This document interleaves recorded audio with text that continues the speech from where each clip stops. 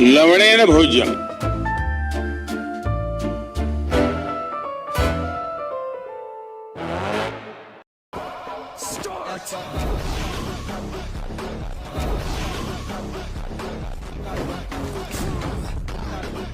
Ladies, gentlemen, and bees, hello and welcome to the stream. That answers the question why we'll need to get arrested. How are you doing, guys? How's today? How's today? Oh, water. The thing down here. Where's this? This thing here should be playing. It is not playing, so I'm just gonna remove it for now. Where is this? Not this one. This thing. I wanted to have a nice little. My new chat window. Yeah, your new chat window. It is small because we switched to Chatterino. Hold on, let me just increase the opacity. We switched to Chatterino, guys. We switched to Chatterino. Maybe I should like make this smaller, I guess. Like this. Maybe. And sounds Italian. Yes, it is. Anyway, so what's up with the whole Tuesday stream not happening? I had IRL job. IRL, I am a scientist. I was doing science. That is all. That is literally all. It took too much time to finish that, and I was finishing some shit for the channel, and it just took way too long. That is it. That is literally it. So I just couldn't. Damn, so overtime. Yeah, basically, I mean, science literally never ends. Like, if you are a scientist, you're just working 24/7. So at the end of the day, whatever, like, it just doesn't matter. You're always working. Do not say the J word. The J word is... What J word? Scientist? Overtime? Eh? The fuck? Oh, job. Hold on. Yeah, this should work. No. Why no? Why not? Why not? Why can't I say job? Not again. Fine. I won't say shit. Don't worry about it. The thing that I was talking about was that I had work to do which did not finish, or like for example, like even yesterday I was working like continuously. Like for the past like whole day yesterday I was working. Today I have to, after the stream, start working again. It's a whole thing. How do you work in 40-degree weather? I'm not in 40-degree weather. Are you allergic to grass and showers? Yes. Who, me? Maybe. I am not allergic to grass. I'm allergic to dust. No, not you. Okay. Who's allergic to grass and showers? Modi?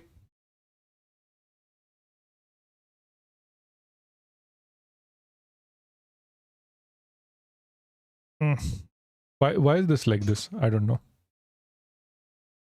Man, damn, I hate moving from Stream Ninja. Lol. Yeah. Did you wash your ass today? Yeah, Pookie is 14, so I don't think he should be working anyway, or should be allowed to work at this point of time. Like, we are not that desperate for... Thank you for gifting a... sorry, for subscribing for the 2-month subscriber, please. Thank you so much. Thank you so much. You really didn't have to. Like, please don't.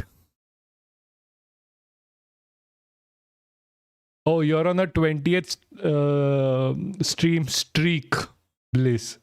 I don't really think you have ever not been on a stream. You're also a mod. This looks so weird, right? The Chatterino shit looks weird. I don't know how to fix it anymore. It is so goddamn hard to get chat on there. Like, I'm on 13-day rip. Yeah, bro. Like, it is so goddamn hard to get chat on the screen without fucking up your computer. Like, there are so many different chat clients. I think I missed one when I was in Mumbai. No, I think you joined in anyway. Like, or you wouldn't have a stream. Like, you wouldn't have a streak, rather. No, but seriously, it is so goddamn hard. Y'all don't know the pain in the ass that is managing... Hold on, let me just... I have to... Like, managing chat in the background. I don't know how people do it. I'm still on 5. And yeah, because you keep missing some.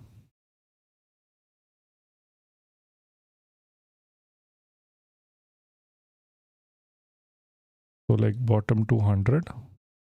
No, shit. I am doing this, not this one.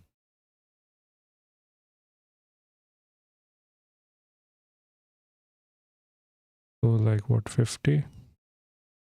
And up? Yeah, perfect. Posture check. Thank you so much. But chat is horrendously hard to manage.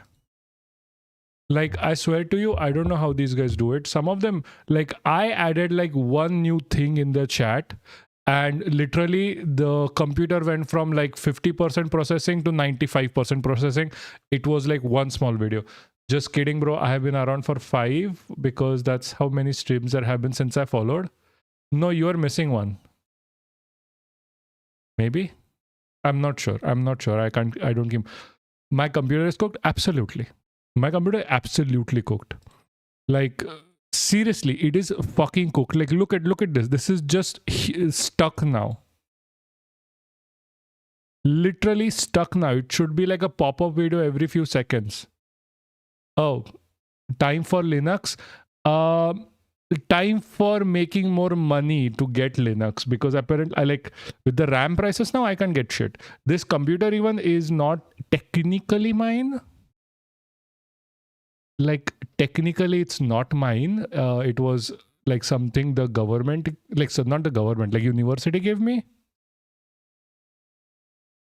I'm not getting a fucking MacBook Pro. Ever. If you gift me a MacBook Pro, even then I wouldn't accept it. I have standards. Like, seriously. Also, getting RAM is so hard because of scalpers. Yeah, exactly. See, eventually, I'm just going to build my own. But that takes time. MacBooks are better, they are just not. They're literally not better. Linux is the best. Literally, Linux is the best, hands down. Nothing. Using university property overthrow BJP? Exactly. I'm telling you, colleges make you woke. Colleges make you woke and make you socialist, communist, whatever you want to call it. They make you gay. They definitely make you gay. And they make you revolt against the government most of the time. Like right now. If you're in the south of India, if you're not getting off your ass to talk about what the shit that is going on, bro, guys, you're cooked as fuck. Like, shit, go out and talk about the shit that is going on right now. Or, my boy, you are fucking fucked. Second hand, I cannot type. I'll be getting a second hand machine for Linux. There's no point. Yeah, no, absolutely no point. I get second hand myself. Like, everything I own is second hand. Like, literally, I'm not even joking. Like the camera I'm using second hand, the thing, like the screen that I have in front of me second hand, my lights second hand. This board thing is new, but that is like 6 years old now. Like, I'm not even joking. You look orange. Hold on, let me just fix that quickly. Fine now, better. I have the same speaker in the Boardson 200. Aha, yeah, that's why you should subscribe. Yeah, I know. Better, Pookie. Do I not look at... oh, I look red. Okay, fine. Let me just change it. No, this doesn't help this anything. Okay. Maybe I'll try the other one too. Hold on. The color shit is very weird here. You look fine. The Trump filter, yeah. Don't worry. Pookie always says I look yellow. Like always. I do look a bit kind of like, oh, because I put on like I put on creams, guys. Like I like my skin, the nice skin. New Mexico. Oh yeah, or like just Indian filter, I guess. Indians have, like in movies, always have the same shit. You look like you're ate a ton of carrots. Oh, that actually does happen. That does happen. Pookie, did you get it from house? Did you get it from house? Were you watching House MD? Maybe it's the camera processing. Hold on, let me just check quickly. I got it from YouTube. Okay. Maybe white balance can be fixed like this. Better, Pookie? Everything is blue now. I got it like 10 years ago. Pookie, you were 4 10 years ago. How about this? Also, by the way, tab, second hand. Is this better, Pookie? How about this?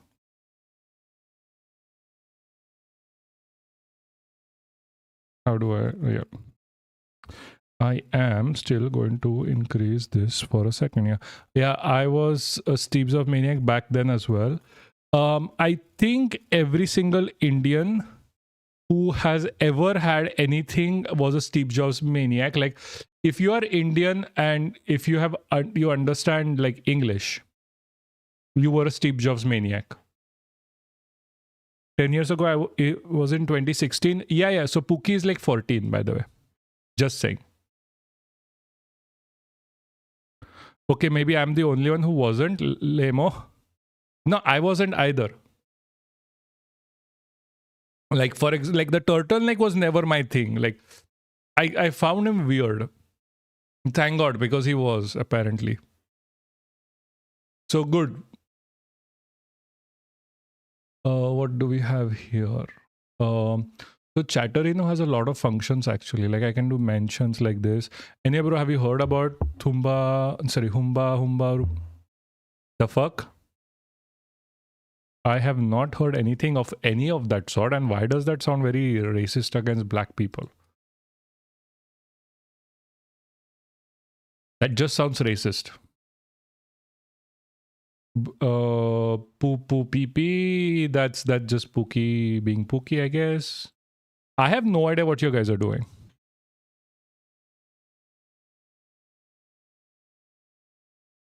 No, bro, it's a thing Mamta Banerjee said in NES. Oh, okay. I have no clue. Mamta Humba. Oh, they made a remix out of it. Hold on, guys, hold on. Guys, they made a remix out of this. Hamba hamba ramba ramba kamba kamba. Dumba dumba bumba bumba bamba bamba. Hamba hamba ramba ramba kamba kamba.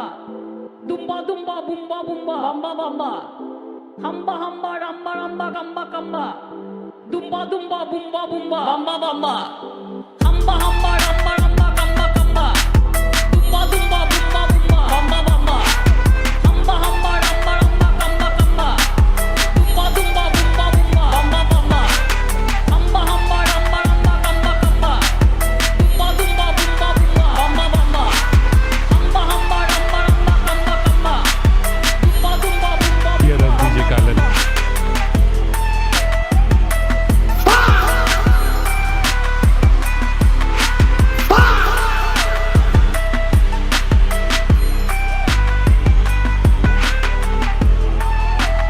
Okay, I have a job for you.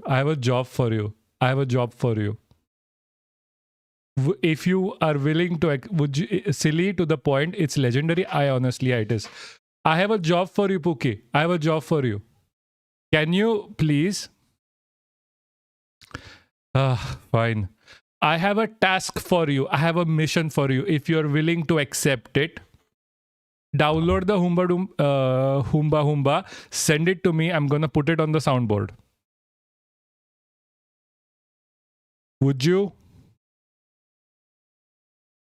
I'll put it on the soundboard if you're willing to accept the work. Yesterday in the morning, I woke up in night. What? Okay.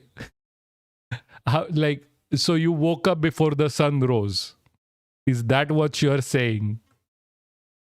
On the topic of songs, I am supposed to sing Never Enough on a stage and shit. Like, I'm not even joking. I'm supposed to sing that shit on a stage in one of the bigger stages in the city that I'm currently in. And it is scary as shit. Did he say in night or night? This is okay. I'm saying no. Like,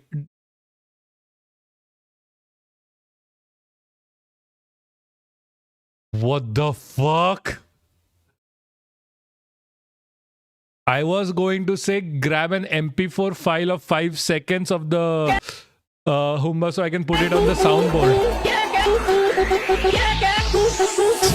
একজন দুষ্টু গরু যারা হাম্বা হাম্বা রাম্বা রাম্বা কাম্বা কাম্বা দুম্বা দুম্বা বুম্বা বুম্বা বাম্বা বাম্বা দুষ্টু গরু হাম্বা হাম্বা রাম্বা রাম্বা কাম্বা কাম্বা This is my next favorite thing in I fucking swear, this is amazing. This is peak. You're watching absolute peak. I am not kidding. You're watching absolute peak. This is Mamta Banerjee's Chief Minister of West Bengal singing I don't know fucking what. And this is just an edit of Hamba Hamba Dumba Dumba by Mamta. Absolute peak. The best part is this is in max 240p. absolute fucking peak. This is a blessing. I know it's an absolute blessing to my ears. Absolutely fucking amazing.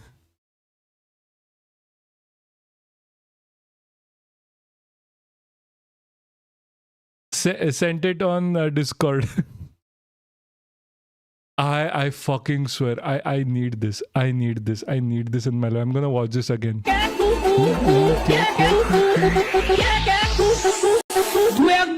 দুষ্টু গরু যারা হাম্বা হাম্বা রাম্বা রাম্বা কাম্বা কাম্বা দুম্বা দুম্বা বুম্বা বুম্বা বাম্বা বাম্বা দুষ্টু গরু হাম্বা হাম্বা রাম্বা রাম্বা কাম্বা কাম্বা দুম্বা দুম্বা বুম্বা বুম্বা বাম্বা বাম্বা করে করে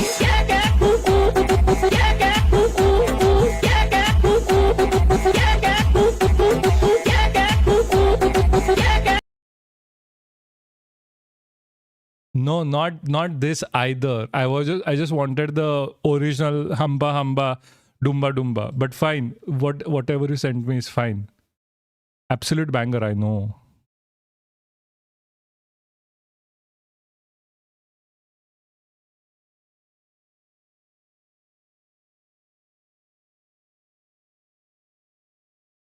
No, okay. I'll edit this later. Yeah, sent it, the OG. Ah, nice. I'm gonna edit this later to just grab what I want. But this would be a great soundboard. Like Lavanena Bhojam.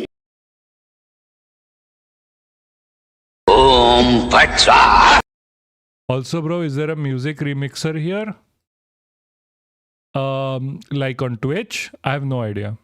Like, any questions regarding Twitch are better not given to me because I have no idea what is happening on Twitch most of the time. Anyway, so the thing is, and this is just like personal news, there is this place. I'll show you a quick image.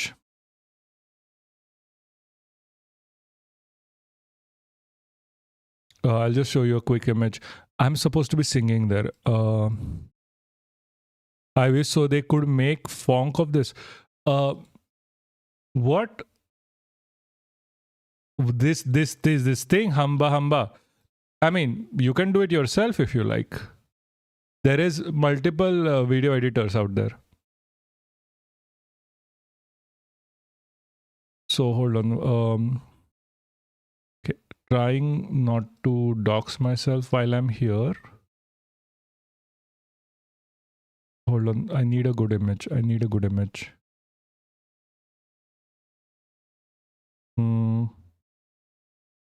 So there is this location. So where is this? I need a full image to show you guys where this place is. So Jesus Christ. Everything is doxable. So like, yeah. Like this is like the location where I'm going to be, where I have to go perform and shit. Like seriously. Absolute banger, what? Bro, I found another. Send it here. Now I need it. I need another song here right now. I'm sorry. You don't get a choice anymore. You're here. You have to send it to me or you're out of this stream.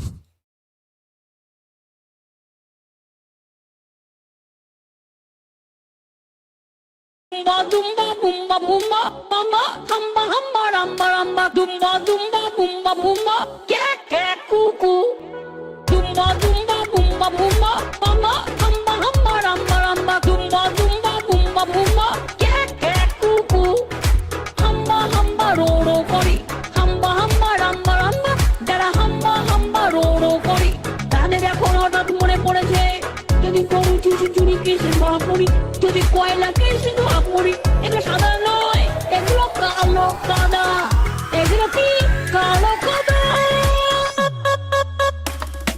দুম্বা দুম্বা বুম্বা বুম্বা বাম্বা হাম্বা হাম্বা রাম্বা রাম্বা দুম্বা দুম্বা বুম্বা বুম্বা ক্যাক ক্যাক কুকু দুম্বা দুম্বা বুম্বা বুম্বা বাম্বা হাম্বা হাম্বা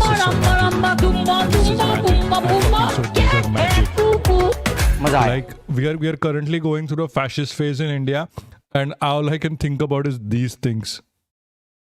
Jeez. I can't. This is fucking brilliant. This is fucking brilliant. Hold on, there's more. And this is the last one, by the way. We still have like that remind me. We have to we have to talk about fascism. Hamba hamba ramba ramba kamba kamba kamba kamba dumba dumba bumba bumba bamba bamba kuku hamba hamba ramba Okay, now ramba. this is just a repeat of everything. This is a repeat of everything.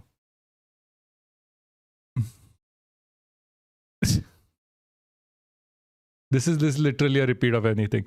Okay. Let's get back to what we are going to talk about. I wanted to tell you guys that I'm going to be singing on a stage.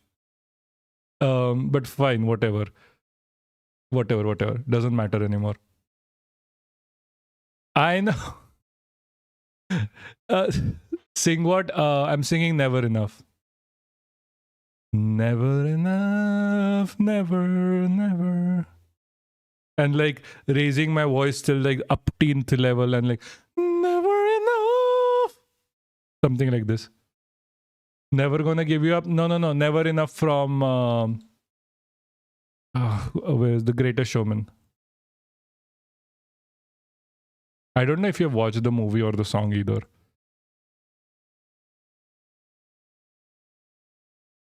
Never heard? Yeah. So it's this thing. Like maybe I can sing it for you and you remember it. I'm trying to hold my breath. Let it stay this way. Can't let this moment end. You set off a dream in me, getting louder. I can hear it echoing. Take my hand. Will you share? I don't know this. No, it's not Frozen. It's Greatest Showman. Hold on.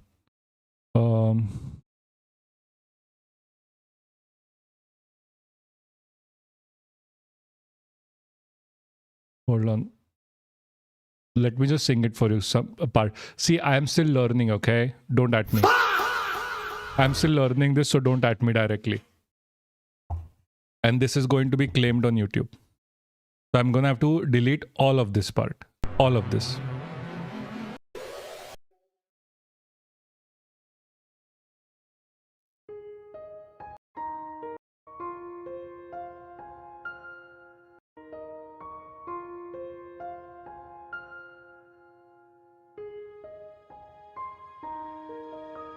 I don't know if I'm supposed to sing this part. I have not practiced this song. I'm trying to hold my breath.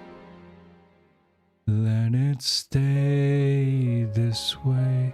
Can't let this moment end. You set off a dream in me, getting louder now. Can you hear it echoing? Take my hand. Will you share this with me? 'Cause darling, without you, all the shine of 1,000 spotlights, all the stars we steal from the night sky, never be enough. Never be enough. Anyway, so I'm supposed to sing that on one of the bigger stages. So that's it. That's that. It is a good song. It is an excellent song. So within the song, the lady goes like, oh, and I like my throat closes up. Like the best, I can't hold that, and I'm supposed to sing it in front of at least like 100, 200 people. I am a fucking amateur. I'm a fucking amateur. What about helium? Doesn't work because there are parts where I can't use helium. Helium sticks. In this moment, I understand you, lol. My brother keeps screaming like that and says throat training. Yeah. I have to do so much. Your throat closes because it is too high. Yeah. It closes because I'm training my throat to speak higher. I'm trying to even like sing like The Code by Nemo. Have you guys heard that song? You are 6'4". Yes, I'm trying to get higher. I'm trying to get way higher. Have you heard Nemo? Have you heard Nemo, by the way? The Code. I'm trying to sing that. Hold on. For people who do not know. Oh, Jesus, you have not heard that song? Fine. Like seriously, you're missing out.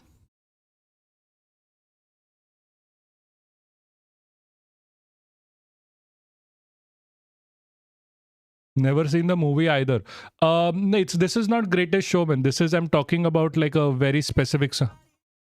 This is from like Eurovision.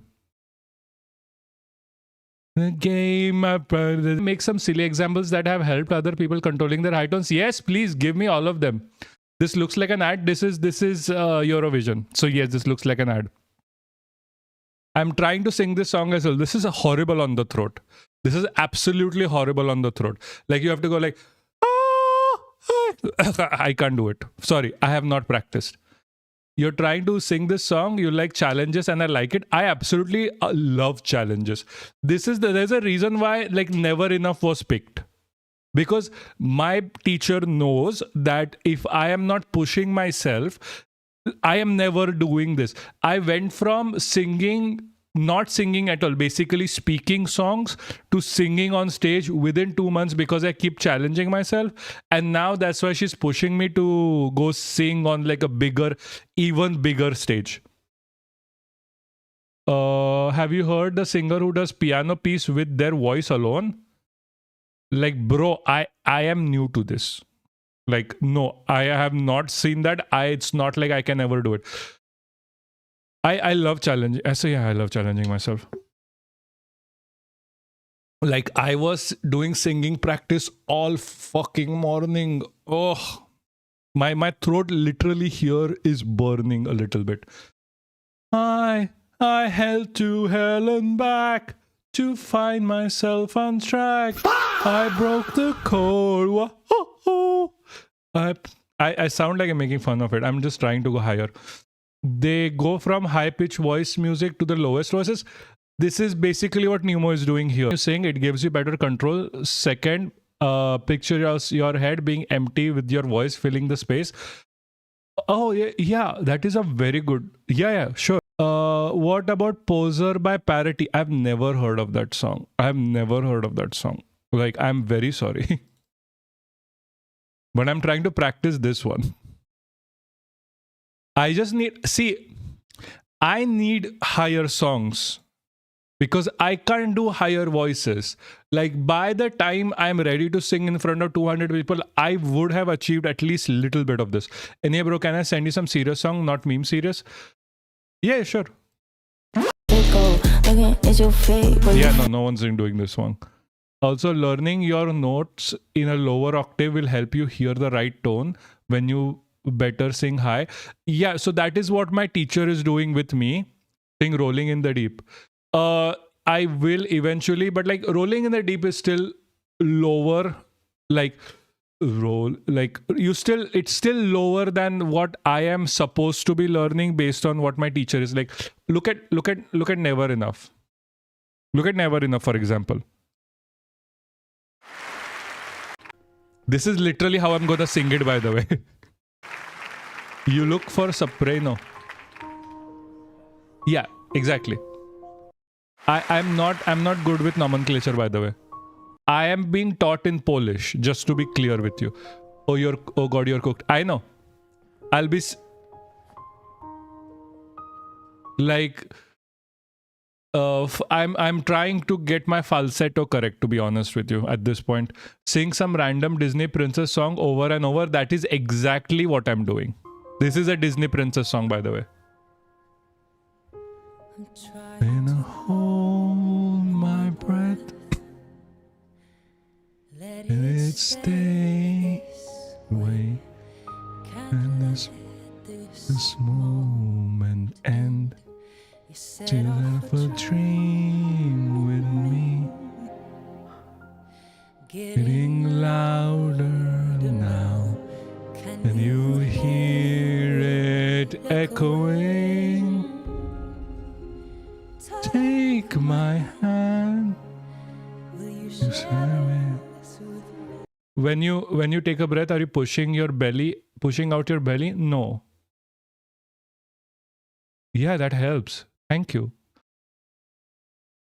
Yeah, that really helps. I keep running out of breath. Starting without you.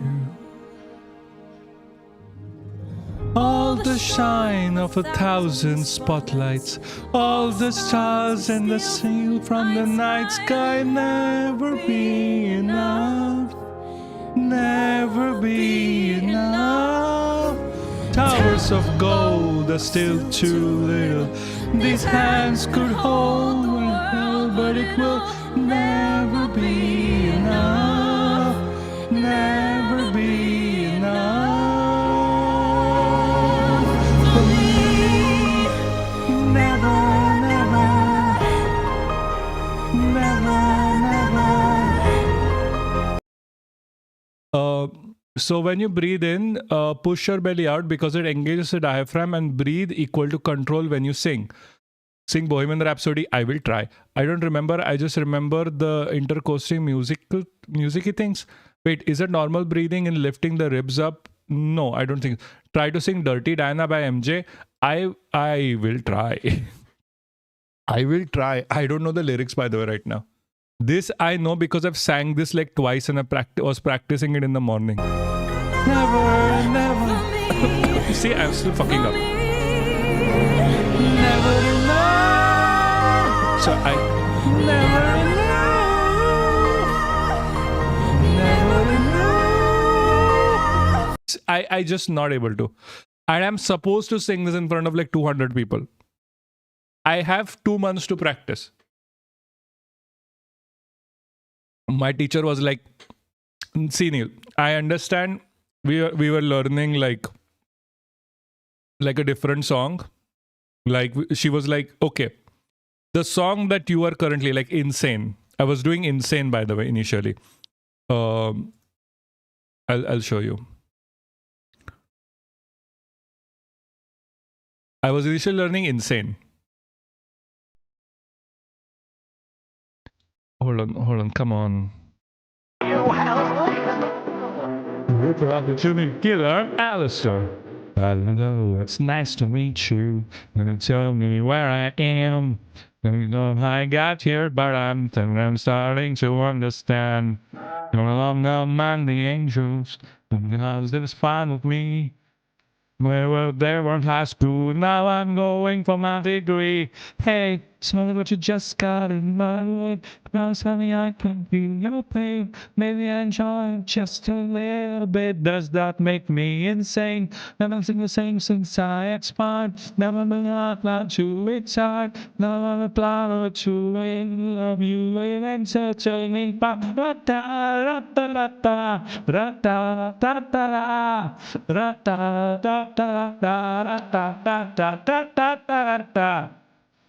So I'm supposed to sing this.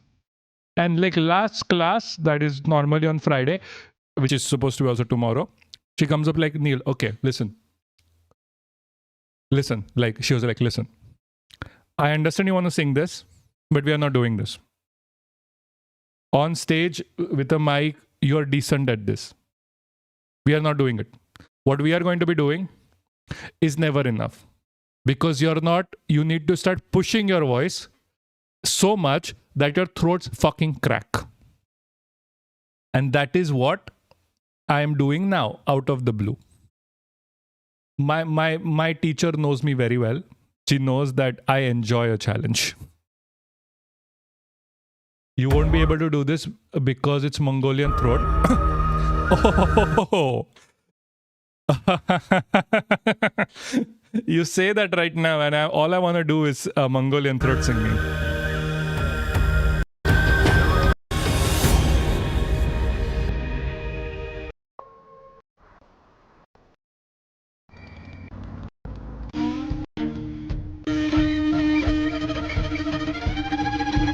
Oh, I know this. No, I mean, I know the type of music. Yes, yes.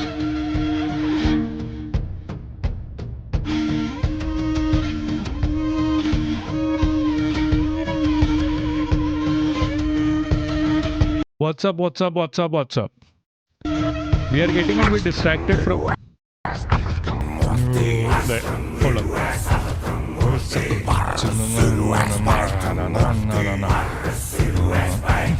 Hold on, I need to engage my...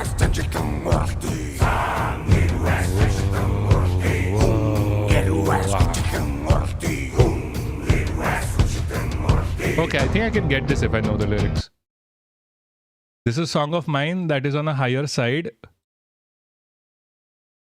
Oh, nice. Well, it's his ADH. It's way too late for me to stay awake, but my vacay stay. What is ADH space? No, hold on. No, that's not Scarbo. This is a song of mine that is on the higher side. Feels more like insane. No, I hate to relate to a convoluted place. In this case, it's California. I ain't gonna know. I'm glitter in the limelight. And I'm told they're all alike. Oh, garish, golden hot, no molten hot by those who love atrocious things, namely me. Cheapened by religious bigots, twins and triplets bought in quantity. A shining star of irresponsible. Do you mind if I learn this? Oh, what a lonely plight. I know. They are talented as hell. Oh, sorry, my bad. Sight to see. Do you mind if I learn this? Packaged up and priced. Nice to own the rise. You see, speaking monetarily.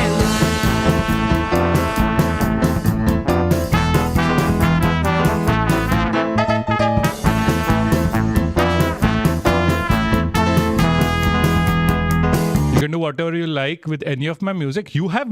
Hold on. What do you recommend? Jesus, what is your favorite one? What is your favorite one?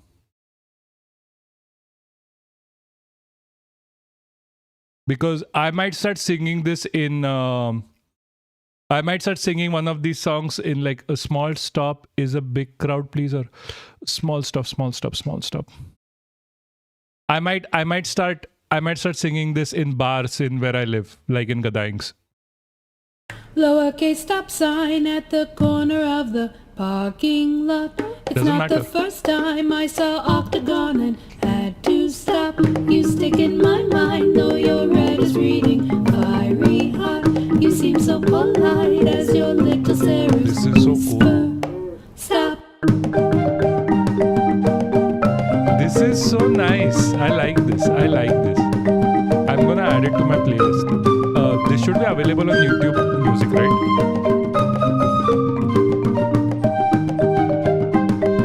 This is so cool. I like this. Lowercase stop sign at the corner of the parking lot. It's not the first time I saw Octagon and This is so cool. I love this. People also Dallas Carbo is showing this to everyone. I know, like they are very talented. They are absolutely amazingly talented. Like seriously. This is so cool. Like you should really try for America's Got Talent. If you want to try high pitch, this is the one. Guys, I'm supposed to do politics. You do realize, right? This is getting way too out of hand. But fine, whatever.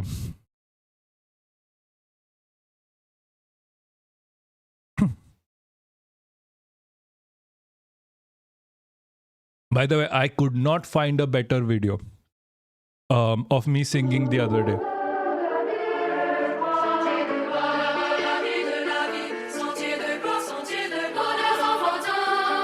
You think I can ever sing a chorus like that?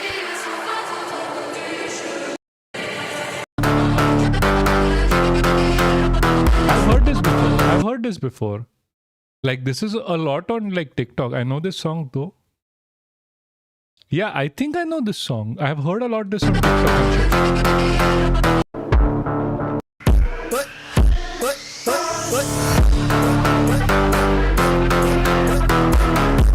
Cool. Anyway, that's it. That's about enough, I think, on this, because YouTube will kill us. because we are live on YouTube as well, so it will kill us. Yeah, there's a lot of thirst traps on this. Anyway, let's lock in. Exactly. Let's fucking lock in. Do I do the introduction again? Because it's like 1 hour of just chatting with you guys about the songs I'm going to sing. Oh my fucking god, I'm stressed out again about the songs I'm going to sing. Fine. Relax. I'm going to fucking relax. Yeah, delimitations and NOIDA fucking protests. Like, if you're from the south, the fuck are you doing? Everything okay? No, everything is not okay in India. So what happened recently was the government was like, let's make sure everyone in the southern part of India doesn't get a vote. Like, bureaucratically does not get a vote whatsoever. We're taking a break from Donald Trump today because I need the break. Also because there are very important things. Also, this is one of the things that like Saturday, like Tuesday, not So yeah, it is exactly the fuck moment. We are going to watch this explainer video for delimitation and the North India South India divide. But yeah, Jesus fucking Christ, it's fucking horrid. Things happening in our own country back home that we need to focus on. There's a plan to change the number of seats in Lok Sabha from the current 543 to 850 and to implement the 33%. Hold on. I need to start recording this, so I'm going to start this again. Government has just said fuck you to the southern states. Like, that is what is exactly happening right now. We are just going to do the explainer from now, so we can go through every single aspect of this. So they are just doing it out in the open now completely. Yes, delimitation is a problem for this. Like, they are just doing it out in the open now. Something that I'm sure if you have been here, I have been warning, like the transgender bill amendment was just the start on how much they can push it. That is how exactly they're doing it, through amending the women's quota bill. They're doing it through that. So with the transgender bill, they tested the waters of how fast they can rally out a bill, and this is how now they're doing it with like reducing the number of electoral votes that southern state gets within like the parliament through the delimitation. It is fucking fucked. Let's be very clear. It is fucking fucked. If you are from the south, if you are anywhere from the south of the states that are going to be affected by this, get the fuck out and start fucking protesting. There is no kids glove anymore. You do not have the time. This is happening right now. If delimitation happens, if delimitation bill is passed, say goodbye to any sort of political influence you have in India. Literally, any sort of political influence, say goodbye to it. This is the end, guys. This is the government making you completely redundant. We're taking a break from Donald Trump today because I need the break. Also because there are very important things happening in our own country back home that we need to focus on. There's a plan to change the number of seats in Lok Sabha from the current 543 to 850 and to implement the 33% women's reservation bill. Now, and they're like packaging this in like, look, we are doing this for women. They are not. The government, the central government and the BJP argue that this is about giving. Yeah, man, I know this is fucked. BJP doesn't need to rally in southern states to get 2/3 majority. Not anymore. This is going to fuck over every single southern state there is. Every single one. Giving women the empowerment and the position in our democracy that they deserve. The opposition. Fuck, my partner came to talk to me when you were explaining what is happening.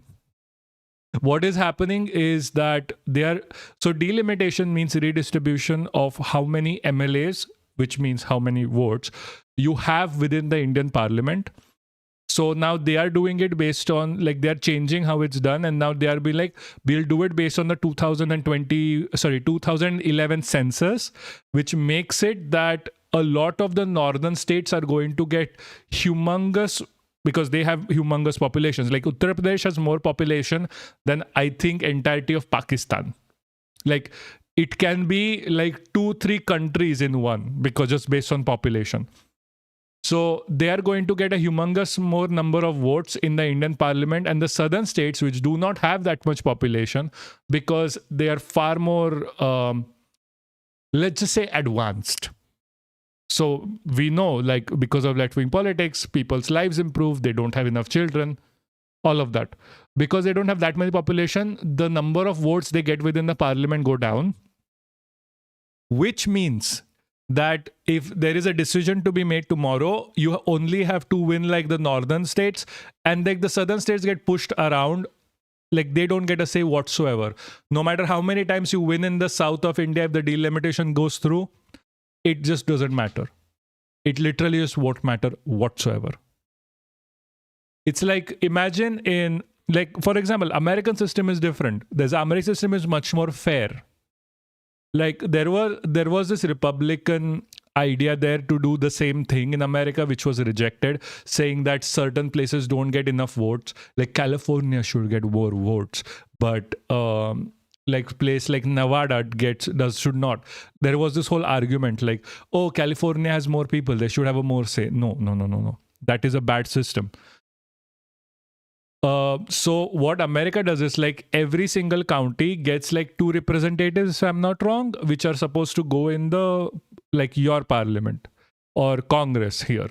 So that's why you have, thank you for gifting a 1 month sub. Thank you so much.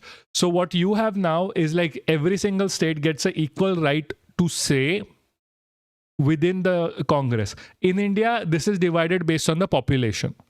So whoever has more population gets more votes. Within the north of India, it is far easier for the Bharatiya Janata Party to fix elections, to make sure the elections are run corruptly, to make sure they win no matter what.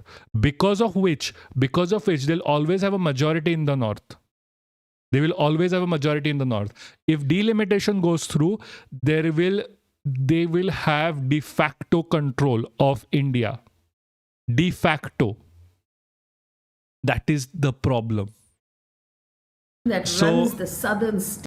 So more like our House representatives and also fucked. Yes, exactly. So like your House representatives are also fucked.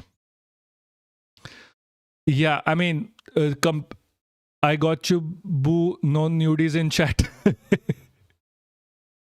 But Scarborough, are you sure that, like, you spend a lot of money here? Are you sure it's okay for you? Like, I don't want to take you for granted or anything in this scenario. Like, I'm doing it, like, we're doing Indian news. It's not even like, are you sure it's okay? You spend a lot of money.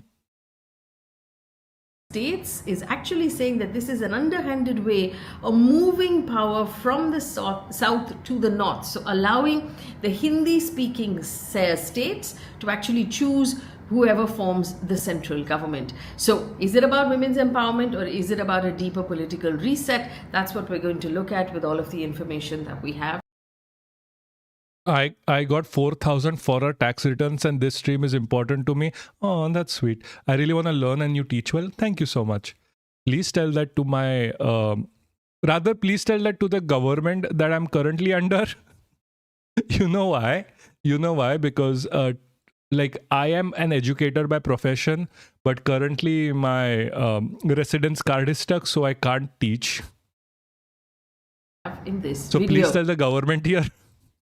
Before we get to what is happening, please like and share this video if you find it useful. Subscribe Goes to Yell at Poland. Thank you so much. Please do. To our channel, and if you are so inclined, please sign up for our membership, where we put out every day an audio bulletin. At the very least, I'm going for a summer school where I'll be teaching like Erasmus students in May. Poland did nothing. It's okay. Yakman, don't worry about it. Fact-checked from across the world, and it also basically is presented in the least triggering way, the calmest way possible. It's become really popular with our members so far. So give it a try, give it a listen, and decide if there's something you would like to sign up for as well. So let's take a look at what is actually happening. So the central government is preparing to introduce a constitutional amendment, which means that they will change the constitution in a special parliamentary session. So there's no session of parliament right now. They have called a special session of parliament during state elections. Now the proposal basically says it will increase Lok Sabha seats from the current 500. I'm very weirded out. How the hell can they do this so close to elections? Because it causes panic. Because it causes confusion within the electorate itself. Like, not just the people, but like the other parties on what to exactly focus on. So it is profitable for them anyway. Because they have the money, they have the numbers, they have literally like billionaires backing them. This is the reason why I keep saying, like, even we need to get as big as them if we ever want to like go against them directly. Like what we are doing right now is the only way to push back against any of this, because we need to start getting people involved the more and more as possible, because if we don't have the numbers, you can't push up against this. Like what MK Stalin is doing. Sorry, this is not the one. Where's the MK Stalin one? Also, we have a CM which is true, is using their advantage while they have it. Yeah, exactly. See, this is exactly what they did with the transgender bill. The transgender bill was literally the first step into this. I was warning about this so fucking much.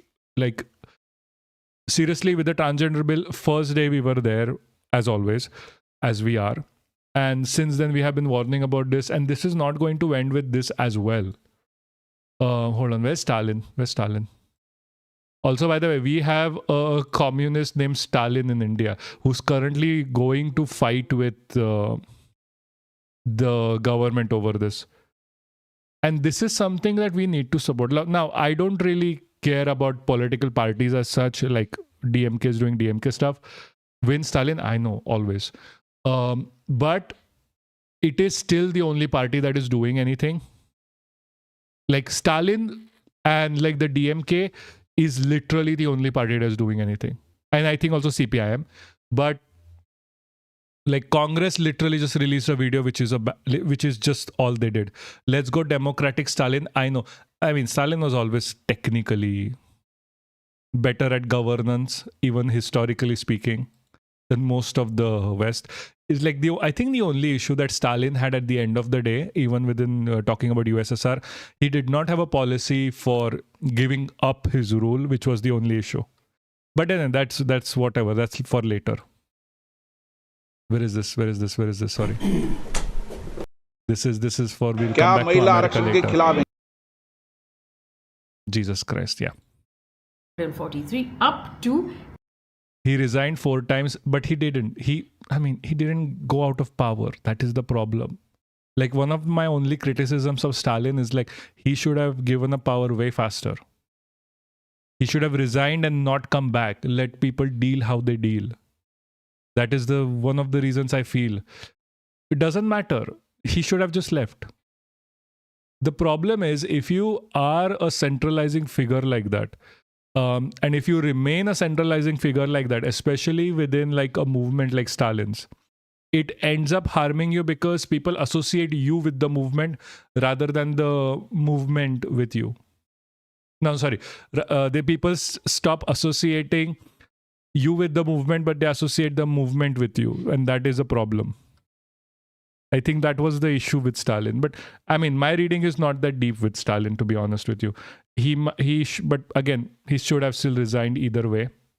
If he had resigned, if there was a better, like not better per se, but a newer person to take his place, I don't think like USSR would have fallen as fast or as badly.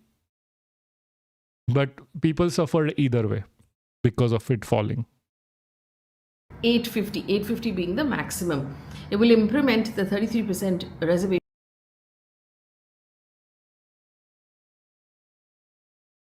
Politburo didn't accept resignation. What was he gonna do? Jhola utha ke chal jana tha.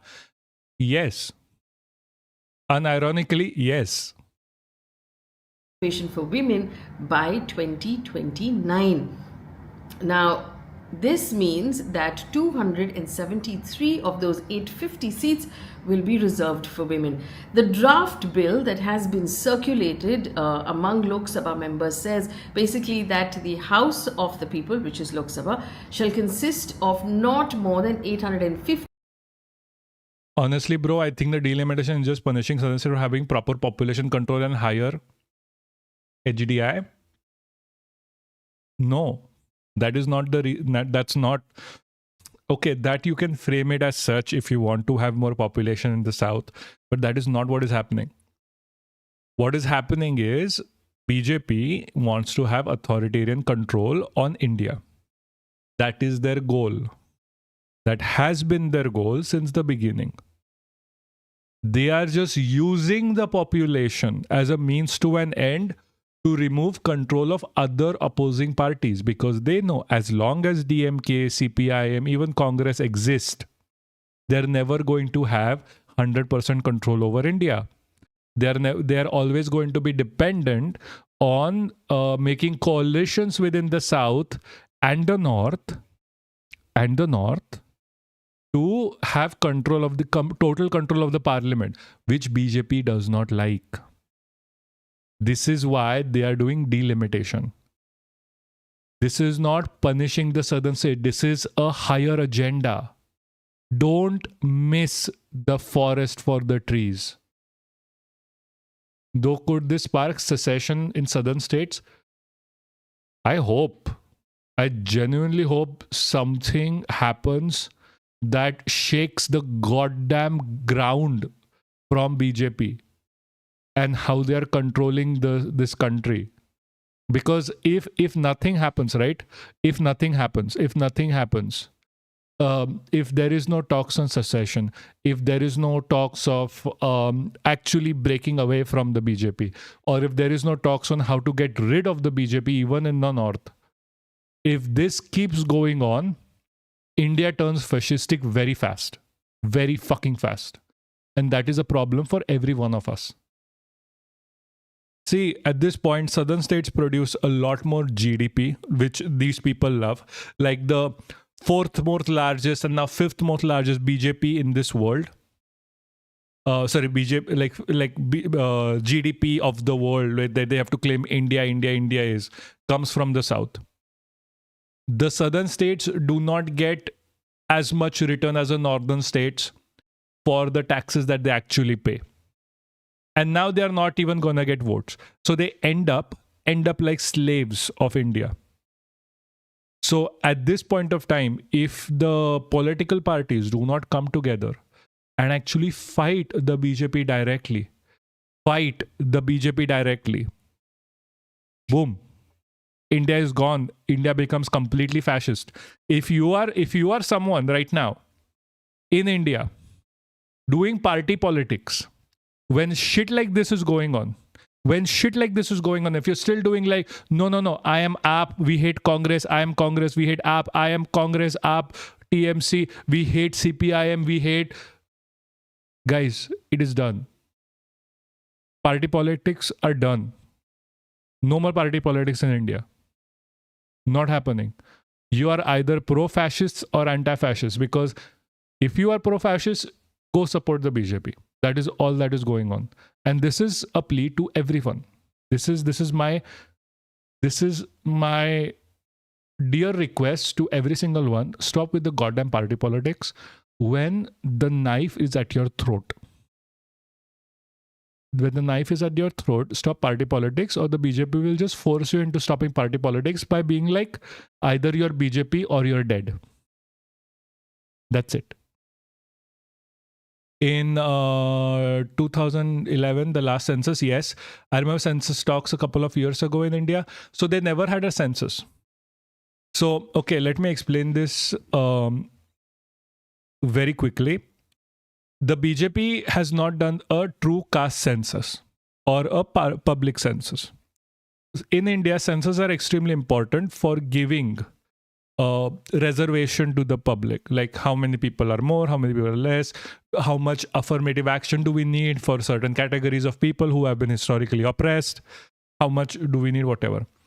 The BJP has not done that because they know for a fact that the OBC population has increased, their voter base has reduced, and it looks bad for them.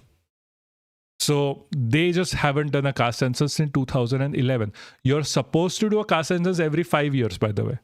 They haven't done this in 15 years. Yeah, they're absolutely scared to face the truth. Like, this is like all Republican parties. Like, this is Indian fascist Republican right-wing party, by the way.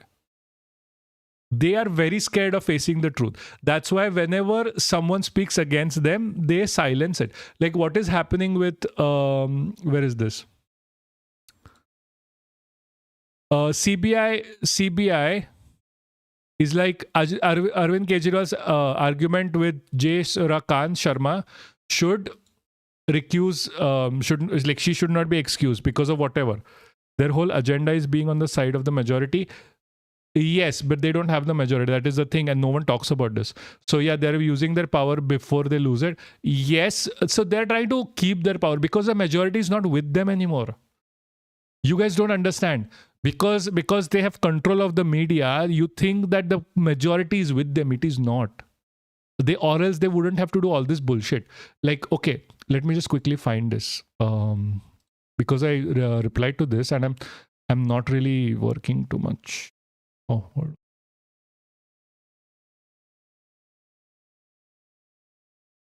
on. I did learn how shitty Sanghi are. Yeah, exactly.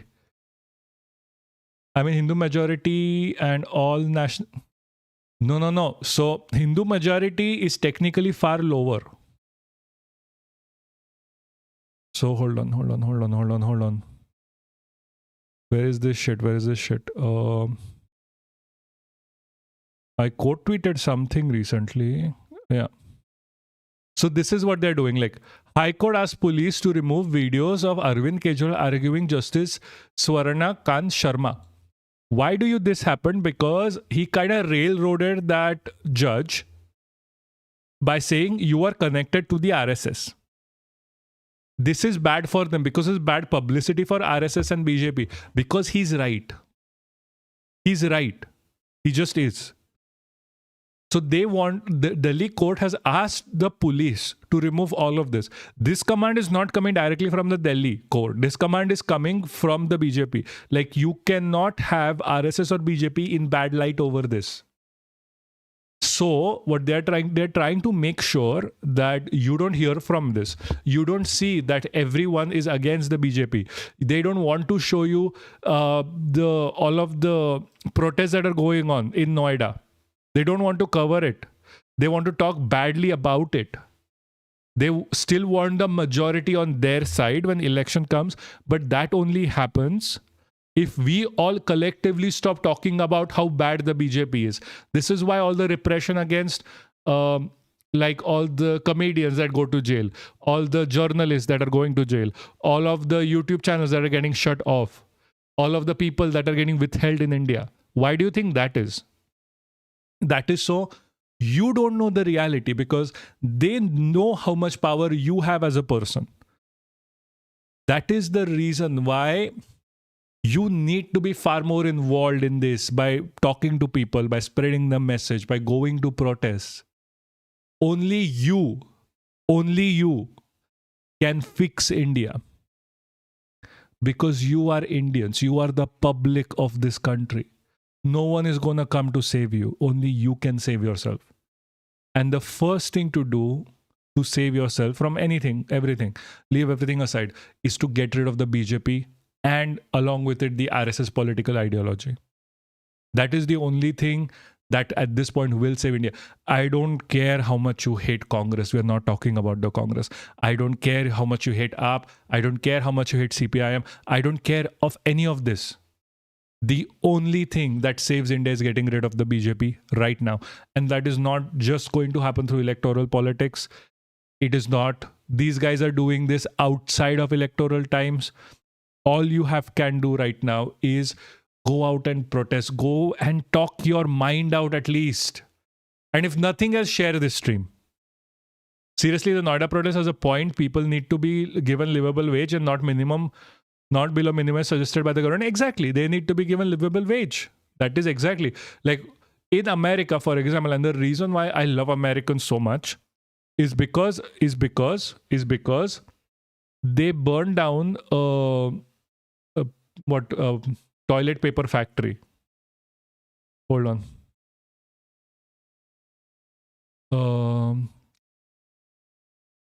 Burnt in America. Hold on. I was not prepared for this. Kimberly-Clark toilet paper factory was burned down. You know why?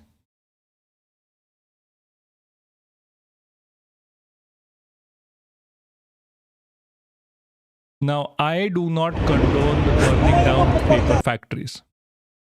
I do not. But this is a fucking protest. Sometimes protests look like this, and this is something as a viewer you have to accept, that even though they burn down a factory doesn't mean they're bad people. Honestly, that is not the point, Yakman. The point here is in Ontario, California, they burned down a toilet paper factory. You know what was their only thing that they said to the media? They should have just paid us more. Because they were underpaying them by $20,000 per year from minimum livable wage. People out there fight for their rights. People out there fight for their rights. Indians sit at home and wait for someone else to fight for them. That is the difference between a country that actively rejects fascist politics and a country that actively is in support of one. Do not be in support of the BJP. They will bring down your end. They will make sure you and your family suffer. For what? And you may ask, for making their rich friends richer. That is the end goal. That is the end goal. Like, give everything to Ambani and Adani. That is literally the end goal. And do not get me wrong. If you're here and you're like, no, but I don't like the BJP. I don't love the BJP. I don't like any of them. So why am I being said this? Because you're not doing anything either. Your silence helps them. Your silence helps them keep in power. You are not the silent majority. Silent majorities always support the incumbent. Don't be the silent majority. Get the fuck out of your house and talk to people at the very least. Or send them here. I'll talk to them. That's the least you can do. That's the least you can do. You need to be able to go out. Let me ask. You need to be able to go out and talk about the issues your country is facing, or the issues that you are facing or you will be facing. Like, if you don't talk, no one is. No one is going to talk for you. There's no... Rahul Gandhi has never come for you. He's not going to come and save you. Like, I'm sorry. MK Stalin may go start a protest against, like, the government, but he's doing it in Tamil Nadu. For Tamil people. That's not you. Even if he does it over there, if the protest isn't nationwide, BJP is not going to fucking listen. Like, DMK is one party. The fuck they are going to do on their own? No, you're Tamil too? Sure, you're Tamil as well. Go join the protest with Stalin and see what happens, because Stalin is protesting in Tamil Nadu. Do you think the government in the north is going to listen? They are not. They are not going to listen. This has to be India-wide. This has to be in places where BJP actually gets hurt. Do you think BJP doesn't gets hurt in Tamil Nadu? Do you think BJP ever was going to win in Tamil Nadu or Kerala? Why do you think delimitation is happening right now? It is happening so your vote does not matter. Just does not matter. That is why it is happening. Now that I think about it, like, DMK can burn like effigies of Modi in Tamil Nadu, all well, doesn't matter. At the end of the day, they are still a regional party. They are not a national party. So, at the very least, share. You need to be speaking up. We live in a country We live in a country where most people are on the internet at this point. So speak up on the internet at the very least. More protests are organic and narrow streets. Hold on, what is happening here? Okay. Most protests are organic and narrow streets facilitate process faster. Exactly, yes, that is true. The left can be opportunists, also just calculated properly in our movement interests in the bigger picture of as a leadership will fuck them all over. Yes, I mean, obviously they're gonna push back. Batman, yes, meanwhile Ladakh, what is happening in Ladakh? Sorry, we had to remove like YouTube videos, YouTube chat. What is happening? Ladakh's tourism stakeholders call for restricted outside investment with local. Oh, nice. Good for them. See, the left can be opportunists, also just calculated properly in our movement interests in the bigger picture. Sure. It doesn't matter. Like, stop infighting if that's what you're doing. I don't understand what you are getting at. The point here is go out and protest. Go out and speak your mind. At the very least, share this. 15 members chosen from direct elections and another 35 members from union territories. Now, as per a report, the figure of 850 is the upper ceiling, with the final number being decided by the Delimitation Commission. So the government basically says what it's doing is fast tracking women's reservation, because the earlier bill that was passed said that it will happen only in 2034. The government has decided, no, we want to have it happen right now, which is great.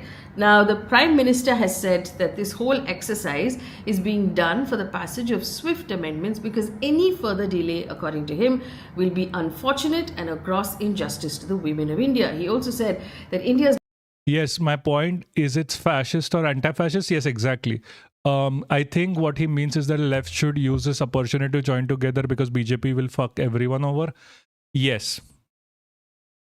Yes, sure. Like, forget political parties. Like, the left is the people. The left is not political parties. We should all join together. Like, seriously, we should all join together in a single movement that fucks over the BJP so badly, they never think of something like this. We can't keep dividing between ourselves anymore. It's high time. It is literally high time. And we, like a movement so strong that makes sure that no matter the political party, they have to listen if they ever want to be relevant within the Indian fabric. Democracy would become stronger and more vibrant if in 2029 elections, women's reservation was already in place. Great, that sounds great. So what's the problem? Why is there a problem? But the problem is that southern states are all saying that this is very underhanded. And I'm going to take you through that. But first we have to understand what delimitation is. Now, based on the laws that was passed for women's reservation, it basically said that a census exercise has to happen, then a delimitation exercise has to happen, and then women's reservation bill will be brought. So the government wants to bring women's reservation right now. Let me first take you through what is delimitation. So to understand what is delimitation, very simply, it is the redrawing of our constituencies for elections. How do we decide what area becomes a constituency? So we remember, normally when you go to vote, you have that area that says this is your constituency, these are your candidates. So is that based on geography or is it based on population? So the last time India checked and redrew its delimitation was 1991 census. Back then, that kind of earth-shattering movement would best work in Delhi. Oh, stop. Doesn't matter. Stop limiting yourself with Delhi here or place there. Just start. Stop thinking about where it would be the best. Start. See, right now there is no movement. There's literally no movement whatsoever. You want to get to Delhi? We'll get to Delhi eventually. Start wherever you are first. Like, you really think like we plan, oh, we are going to start it in Delhi and start in Delhi and everyone moves to Delhi. No, it doesn't work that way. We are literally nowhere. We're literally nowhere. We'll get to Delhi when we get to Delhi. Stop thinking where it would work the best. You know where it would work the best? Wherever you fucking start. Because then it would at least be started. Then we can think about, we can move to Delhi here, we can move to Mumbai here, we can move to Kolkata there. Later, don't even think that. Earth-shattering movements start wherever you want them to start. You think every single person in history that you read about was like thinking, no, I need to start this when I reach there. I was born in a different place, not the actual place that where I was supposed to be born. So now all of my shit is gone. No. People start as they start, wherever they are. Use what you have around you. Mold it for your betterment and for your protest and your activism. Don't wait for the perfect opportunity to do it. The more you wait, the more you lose. So please stop thinking that it would be best here and there. I don't care what village you're from. Start in your village. At the very least, you'll get to know what you're doing right and wrong. At the very least. At the very best, you will have an impact. There's literally nothing to lose personally because you're losing anyway. Then I want to give you an example. 80% of India lived in villages. Today, 1/3 of India lives in its urban centers, which means that the number of people in the villages has actually come down since 1971, obviously, and the number of people in the urban areas has actually gone up. You'll find a lot of times, and I used to have an editor who would constantly complain saying, we do not have enough representation in the urban areas. People you know are easiest to convince? Yes. With asterisks attached to the end of it, because again, it's India. Sometimes the easier person to convince is someone you don't know, but then it is still the asterisks attached to it. And that's why nobody cares about us. So what he was saying is basically each MP from an urban area represents far too many people, and MPs from rural areas represent fewer people. So the larger urban areas should be sending more MPs to parliament, thereby people will actually care about what you think. Now that's one argument, but because if you gonna have influence, it's gonna be stronger, closer to you. Yes, but I understand what you're saying.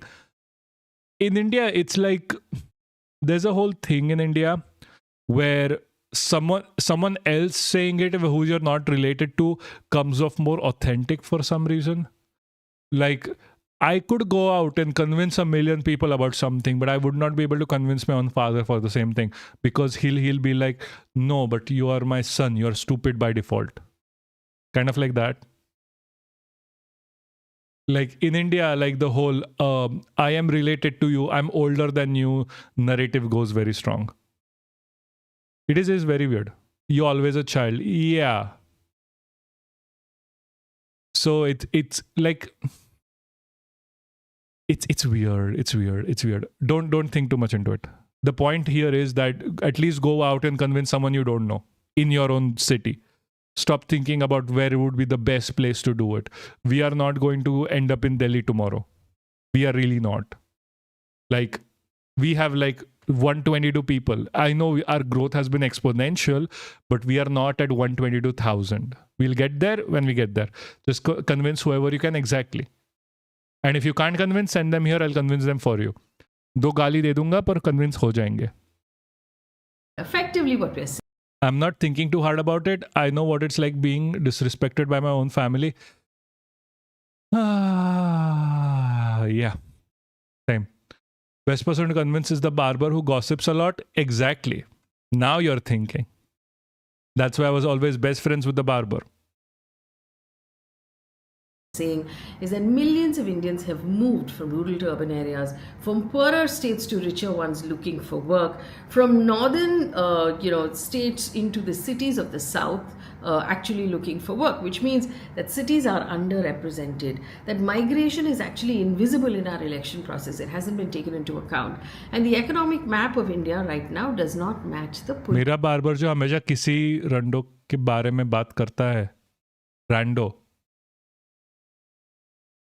Batman, the chat is disabled so Papaksh can read YT chats on stream. Yes.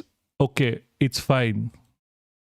Yes, I'm reading them out. Batman, seriously. The issue is that Twitch TOS will get me banned on Twitch. And currently Twitch is the only place we are actually decently growing because YouTube keeps suppressing us.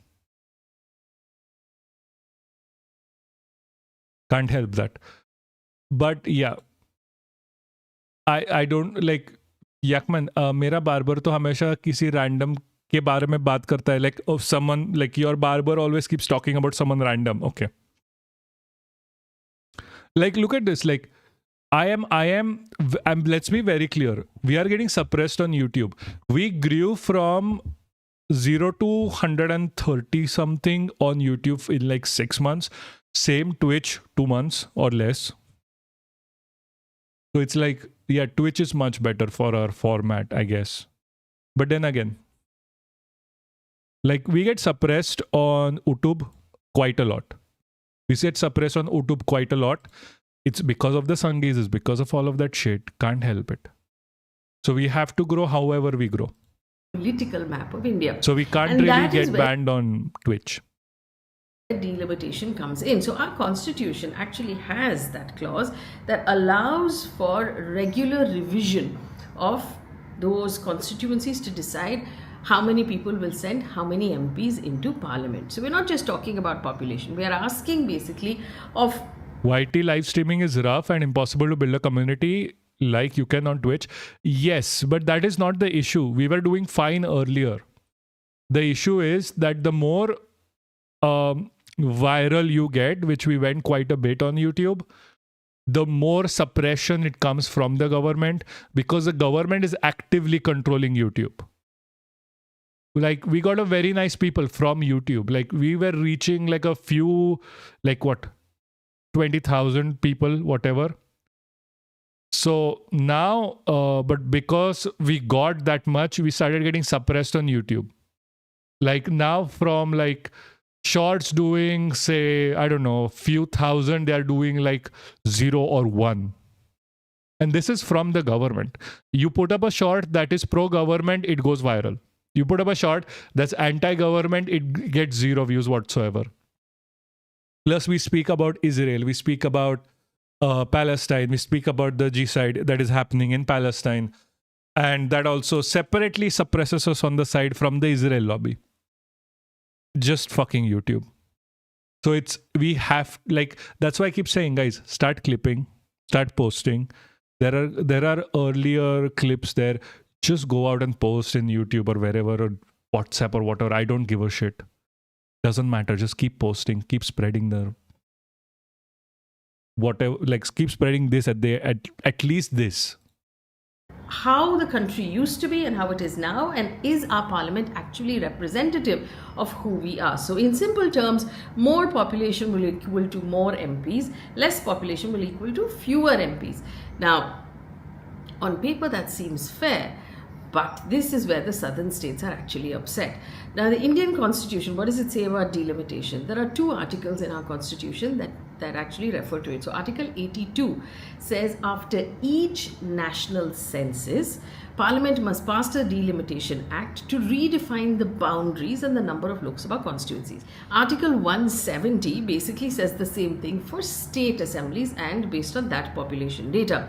So what the government is expected to introduce right now in Parliament is this. The government is saying that in that Article 82, which it says basically you have to do a census first and then do a delimitation, they're saying we want to break that link.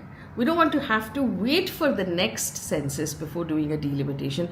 We want to do a delimitation on the previous census on 2011. So again, what is the problem with that? The government is likely to introduce 2 bills. One is to de-link, like I just explained, and the second one is to de-link it for the 3 union territories as well. Now let's come to the core conflict. The core conflict is states with higher population growth are mostly in the north of India. Wait, do they have enough support to change the constitution? Yes, they do. Because of the anti-defection law. That's what I keep saying. Anti-defection law, every BJP MP that has been selected from the south cannot go against them killing their own vote. That's what I keep warning about. That's what I keep saying. They have the majority. They have the absolute majority. on top of which they can just force people to vote against their own interests. Even if you have the vilest little BJP cretin in the south that has been elected, they would not vote for this. They would not vote for this. But now they have to anyway. Total majority does not matter. They have everything. Like, that's what I keep trying to tell you. They have to vote with the BJP, even if it's against them. They have to vote. That's why BJP in the north can just say we are going to bomb the shit out of Tamil Nadu and no one can do anything. Even Tamilian BJP leaders cannot do anything. They would be suppressed. They are suppressed. This is the law in India. You cannot vote against your party. This is the anti-defection law. This is what I keep screaming about. I'm being very serious. These southern BJP people cannot vote against their party whatsoever. No, they can't leave the party either. They can't leave the party. They can't vote against their party.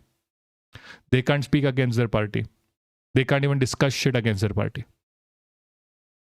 Anti-defection law. Welcome to India. This is why I keep saying one of the greatest evils in this country is the anti-defection law, which was passed by Rajiv Gandhi. I fucking swear. Like, seriously. Oh.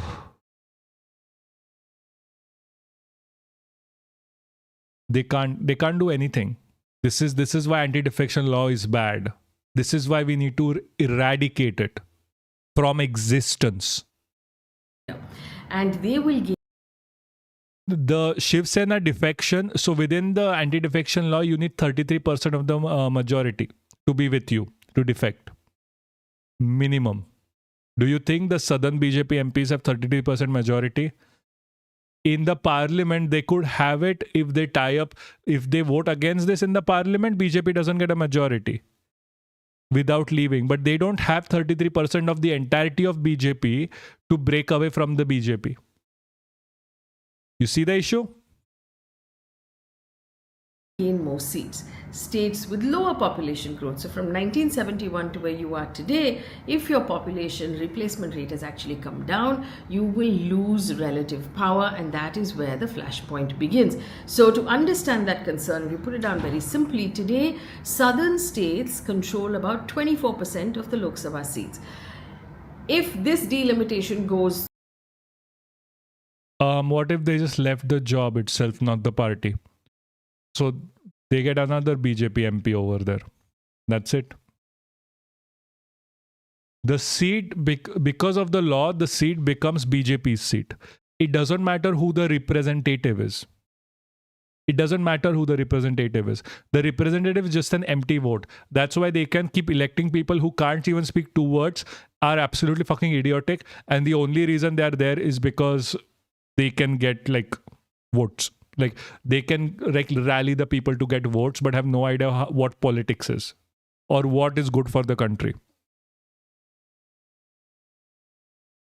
through, based on population, based on current estimates, that 24% will come down to 20% after delimitation.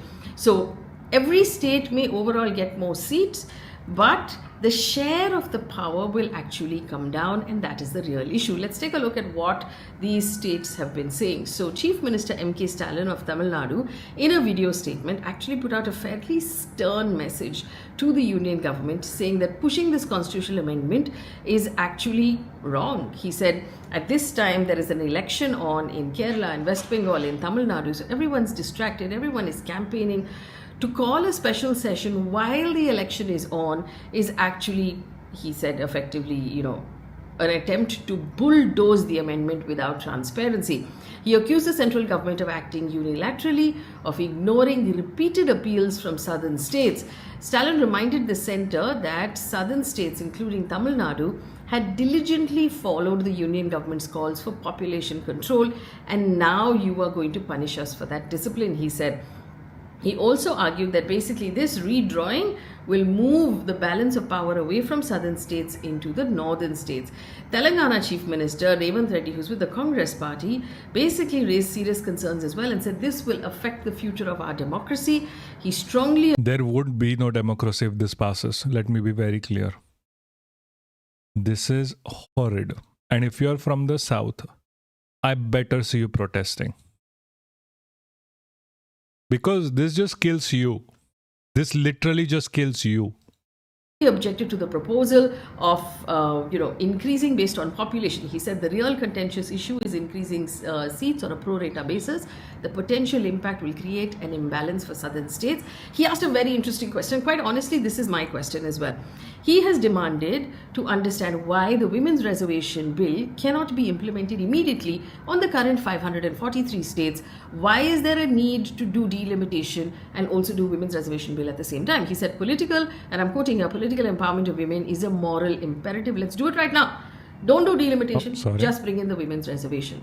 Now, Mamata Banerjee has also criticized, so most of them have criticized. If you look at the southern states, you'll see that all of the south is currently governed by non-BJP governments, except in Telangana, in Andhra Pradesh, there is Chandrababu Naidu, who is an ally of the BJP. But he's an iffy ally. But there is no BJP government anywhere in South India right now as we go into these elections. Mamata Banerjee also brought it up and she had the same concerns. Nirmala Sitharaman has today responded to Mamata Banerjee and she said this, and I'm quoting, it is very in Nirmala Sitharaman style. She has said, is she suggesting that women should wait longer? She would not cooperate. She's a woman herself. Let us say that openly. I challenge her. Is she trying to stop women? Bro, I'm kind of scared. You should be. This is why you should be protesting. Like, I'm being very serious. This takes away your vote. What if another thing like violent anti-Hindi agitation happens? Good. Like, I fucking swear at this point, any agitation against the BJP is good.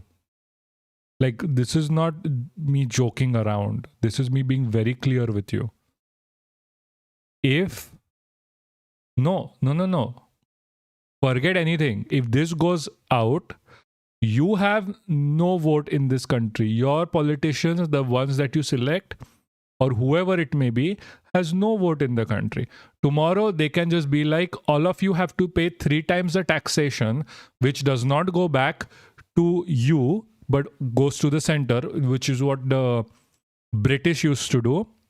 And there can be no opposition to this within the parliament. None. Whatsoever.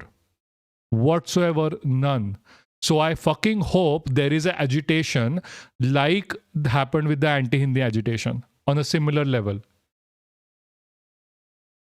I'm being very serious. This is not us joking around anymore. This is fucking serious.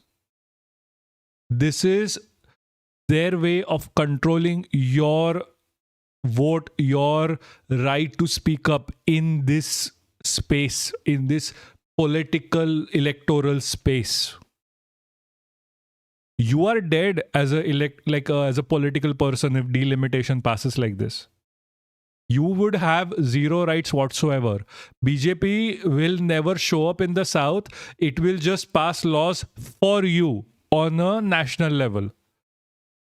You will never see Modi's picture anymore in the south. You will never see BJP trying to win people over. They'll literally just pass laws for you. They will have full right to pass laws for you. Complete and utter dominance. Reservation from coming, putting fear in the minds of people of Bengal. There will be a delimitation committee for every state and it will talk to all the parties. Now, to be fair, the government has not said that the delimitation will happen based on population. But to also be fair on the other side, the government has not specified how the delimitation process will happen. So you've not offered clarity and a lot of this confusion is happening in that grey area where the clarity has been withheld. So Jairam Ramesh of the Congress party, who's the General Secretary, has put a post on Twitter where he said that this is deliberate deceit with the nation over the question of delimitation. Let's take a look at the numbers though. Like P. Chidambaram has basically said that the representation from the southern states will reduce to 20% and called it mischievous, diabolical in a move to radically alter the federal balance. But there was one person who put out something really interesting. This is Yogendra Yadav. Yogendra Yadav, watches elections very closely. He has assumed that the calculations of that 850 or 815 that will go up to 850, including 35 union territories, are distributed based on the population of the 20. Oh, sorry, give me a second. Does India have a general strike culture? Yes, it does. It does. It used to. They are killing it. They're literally killing it now. They used to have a general strike culture. They're killing it now, slowly and steadily. This is not just the BJP that has done it. This is also the Congress that has done it. In the southern states, the thing is still alive, and I wish they go forward with it. At this point, all we can do is hope for the best, and people remember how they got their independence. Indian independence was achieved through general strikes, through protests. Protests were not always the peaceful kind, quote unquote. They never are, never characterize a protest as peaceful or not peaceful, for first thing. Indian independence was gotten through protesting. We have forgotten that. We have forgotten what it's like to be part of someone else's life. We have become extremely individualistic as a country. It is not our culture. It is not something that is inherent to us. When have you heard someone talking about Indian culture and being like, oh, these guys are very individualistic. They live in like nuclear families and you don't even know your fucking neighbors. If that is not Indian culture. That is not the Indian culture I grew up in.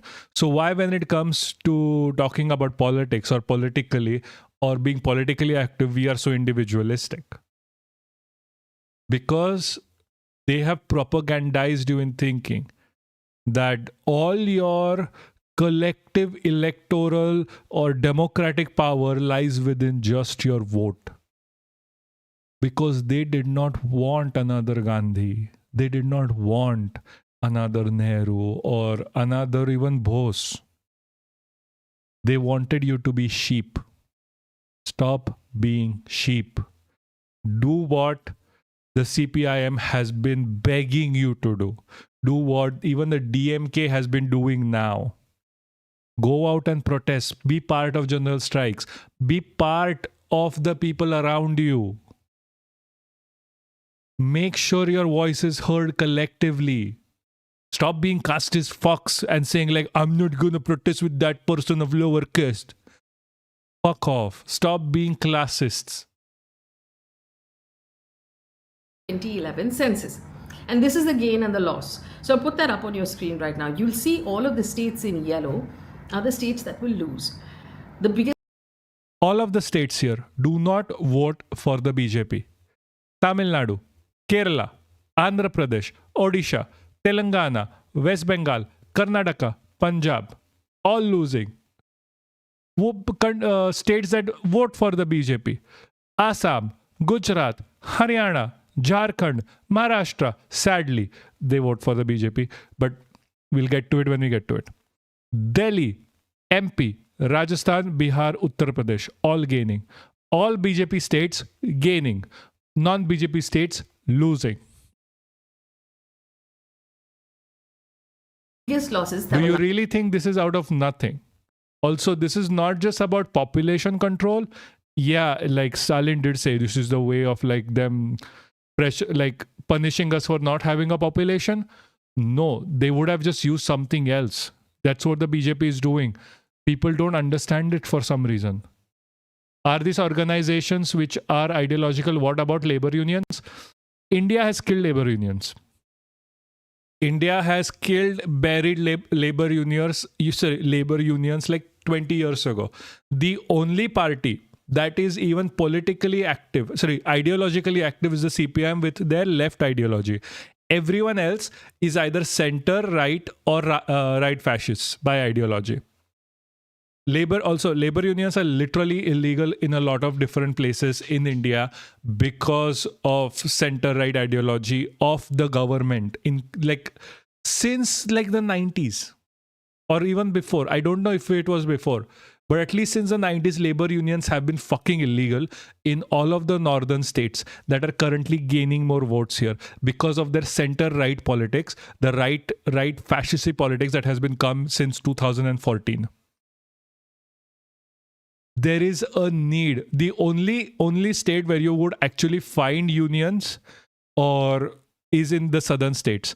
Like Kerala, for example, high union pressure, which is a good thing. Tamil Nadu, high union pressure. They are losing the most seats. They're losing the most representation. This is a capitalistic fascist party that is doing all of this. You need to understand that. This is not just BJP being BJP. Hey, Zach, how are you doing? We are not talking about anything nice today. If you don't know what is happening, you're going to be even more horrified. Then Kerala, Andhra Pradesh, Odisha, Telangana, West Bengal, Karnataka, Punjab. Out of this entire list, Odisha is the only state that has a BJP government really right now. The rest of them are all non-BJP governments, which means that this is where the opposition is strong. Chhattisgarh makes no change. The green list. Assam, Gujarat, Haryana, Jharkhand, Maharashtra, Delhi, Madhya Pradesh, Rajasthan, Bihar, Uttar Pradesh. The biggest gainer is Uttar Pradesh with 13 extra seats. And then Bihar and Rajasthan. So if you look at these numbers, when we look at it at a national stage and you're looking at winning the central, the union elections, these numbers will really come in handy. And this is what is making the southern, the opposition and the southern states so uncomfortable. So Yogendra Yadav has basically put up this calculation of who will win and who will lose. And that is where a lot of people are getting, are sort of being made uncomfortable. Now, what has the government said? By the way, Yogendra is always right. Are labor unions gaining more support overall? No, they are not, which is the sad part. See, India is far too behind on left-wing politics right now. Like most politics in India are center-right. Even if I am to pick a party on the random, why do you think that is? Capitalism. They killed unions. They killed even the idea of unions. Like at this point, even if you think about a union, they are probably going to fire you. It is a thing. The only part of India where you can actually join a union is the South. It is just the South of India because they are the only ones with actual left-wing politics. And the north of India is completely center-right to right-wing fascists for the past 40-50 years. Especially Kerala. And I'm talking about Kerala. Kerala may be the only place where you can actually join a union, which is a good thing. It is fucking horrible. It is very annoying. Unionization is extremely important for people. We are going to cover the protests as well. Like where is the protest coverage? Hold on. There's a little protest going on in the north of India because they are paying them like 10% of even the minimum wage. Cost-cutting, labor exploitation, what else? Like, these guys are not even there was a protest in America over paying a little bit less than the minimum wage. Here, they pay them pennies from the minimum wage. Is there a lot of anti-union propaganda in general? Yes, there is. They will bring up unions are the reason why you have high prices of taxis. That's why unions are bad. All this bullshit. They'll be the union is very strong in Goa for taxis, so they won't allow Uber, and that's why the taxi prices in Goa are very high because of unions. Or the pricing of this is very high because of this union and you shouldn't be joining a union. If you talk about joining a union in on a corporate setting, in if you're an MNC worker or whatever, they'll just fire you and they'll be no unionization whatsoever. Union busting is disgusting. Yes, it is absolutely disgusting, but this is what is happening on a rampant scale. This is what needs to change. Yeah, up the unions. And the only person talking about unions in India?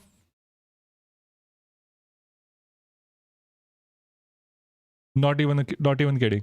This and maybe Arun. I don't know if he has, but I'm pretty sure he has. Only 2 people then. Literally only 2 people. within the political space on Twitch, YouTube, whatever. Everyone else, fuck unions. Everyone has to do it alone, I guess. Oh no, you're not even in India. Yeah, that's the problem. See, at the end of the day, there are, like, when it comes to left-wing politics, no one talks about left-wing politics. That is the problem. Everyone thinks that left-wing, you can be a capitalistic cuck and be left-wing. Because in India, left-wing politics just generally means like, oh, you support the Congress, and that is left-wing. Congress is center-right. People don't understand that, and they think that's left. People have forgotten what left-wing politics is in India. India is a country which was socialist. India was a country that had so high left-wing political movements overall that the government was forced into left-wing politics. It was all grassroots. Since India stopped becoming a socialist country in the 1990s, left-wing politics has just died. Everyone keeps thinking that any welfare scheme is freebies. Any welfare scheme is just bad. Yeah, 75% of Indian government was communist after independence. Exactly. Like, I'm not even saying go back to communism. At least go back to a welfare state. At the very least. We don't have to go back to communism. We just have to get to a welfare state at the very least. Small steps. But because of multi-billionaires, because of lobbying in the government in India, which is illegal, it is just illegal now. They try to do it through electoral bonds, by the way. Because of all of that shit, and Congress is to blame as well. Let's not get this wrong. Congress is to blame for all of this as well.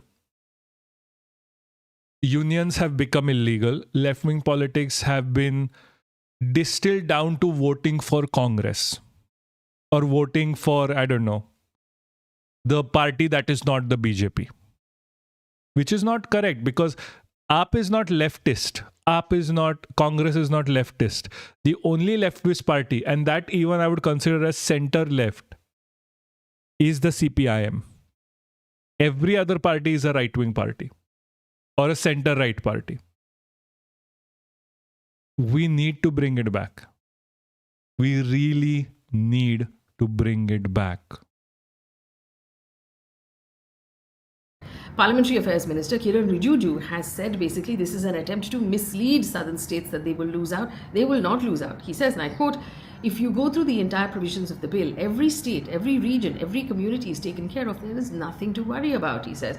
Now, in the past, some people have tried to mislead the southern states that it would lose out due to their successful family planning.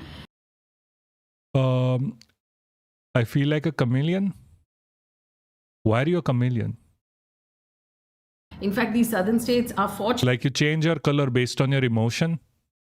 That despite controlling population and having fewer people, they will still gain, he said. End quote. Now, to be fair to all sides, it is not clear how these decisions will be made. So while Kiran Rijiju is saying that this is basically misleading and building in fear, they have not clarified how the power of wealth accumulation catches up quickly, especially after economic shock as big as the fall of USSR. Sure. See, we like power of wealth accumulation catches up when people start getting too lax in their political ideology. Like, ho jayega, chal jayega, ho kar lenge, wo aadmi hai, kar lega, all of that shit. This is not just about wealth accumulation. People have forgotten what it's like to fight for your own freedoms. I literally know all BJP, Congress, and most political talking points and can switch between it like a chameleon changes color. Like, what do you believe in?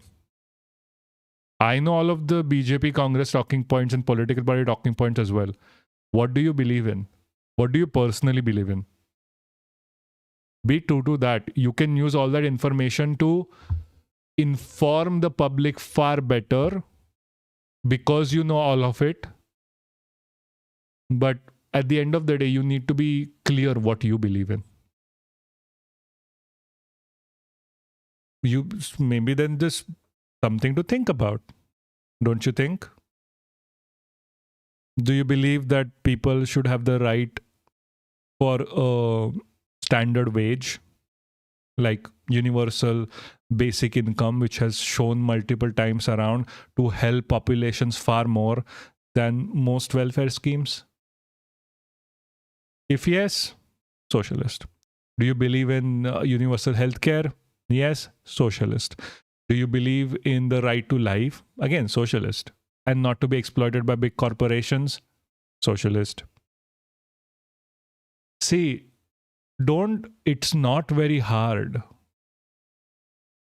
See, and for all of this, you just have to reject capitalism because, again, it is based on exploitation.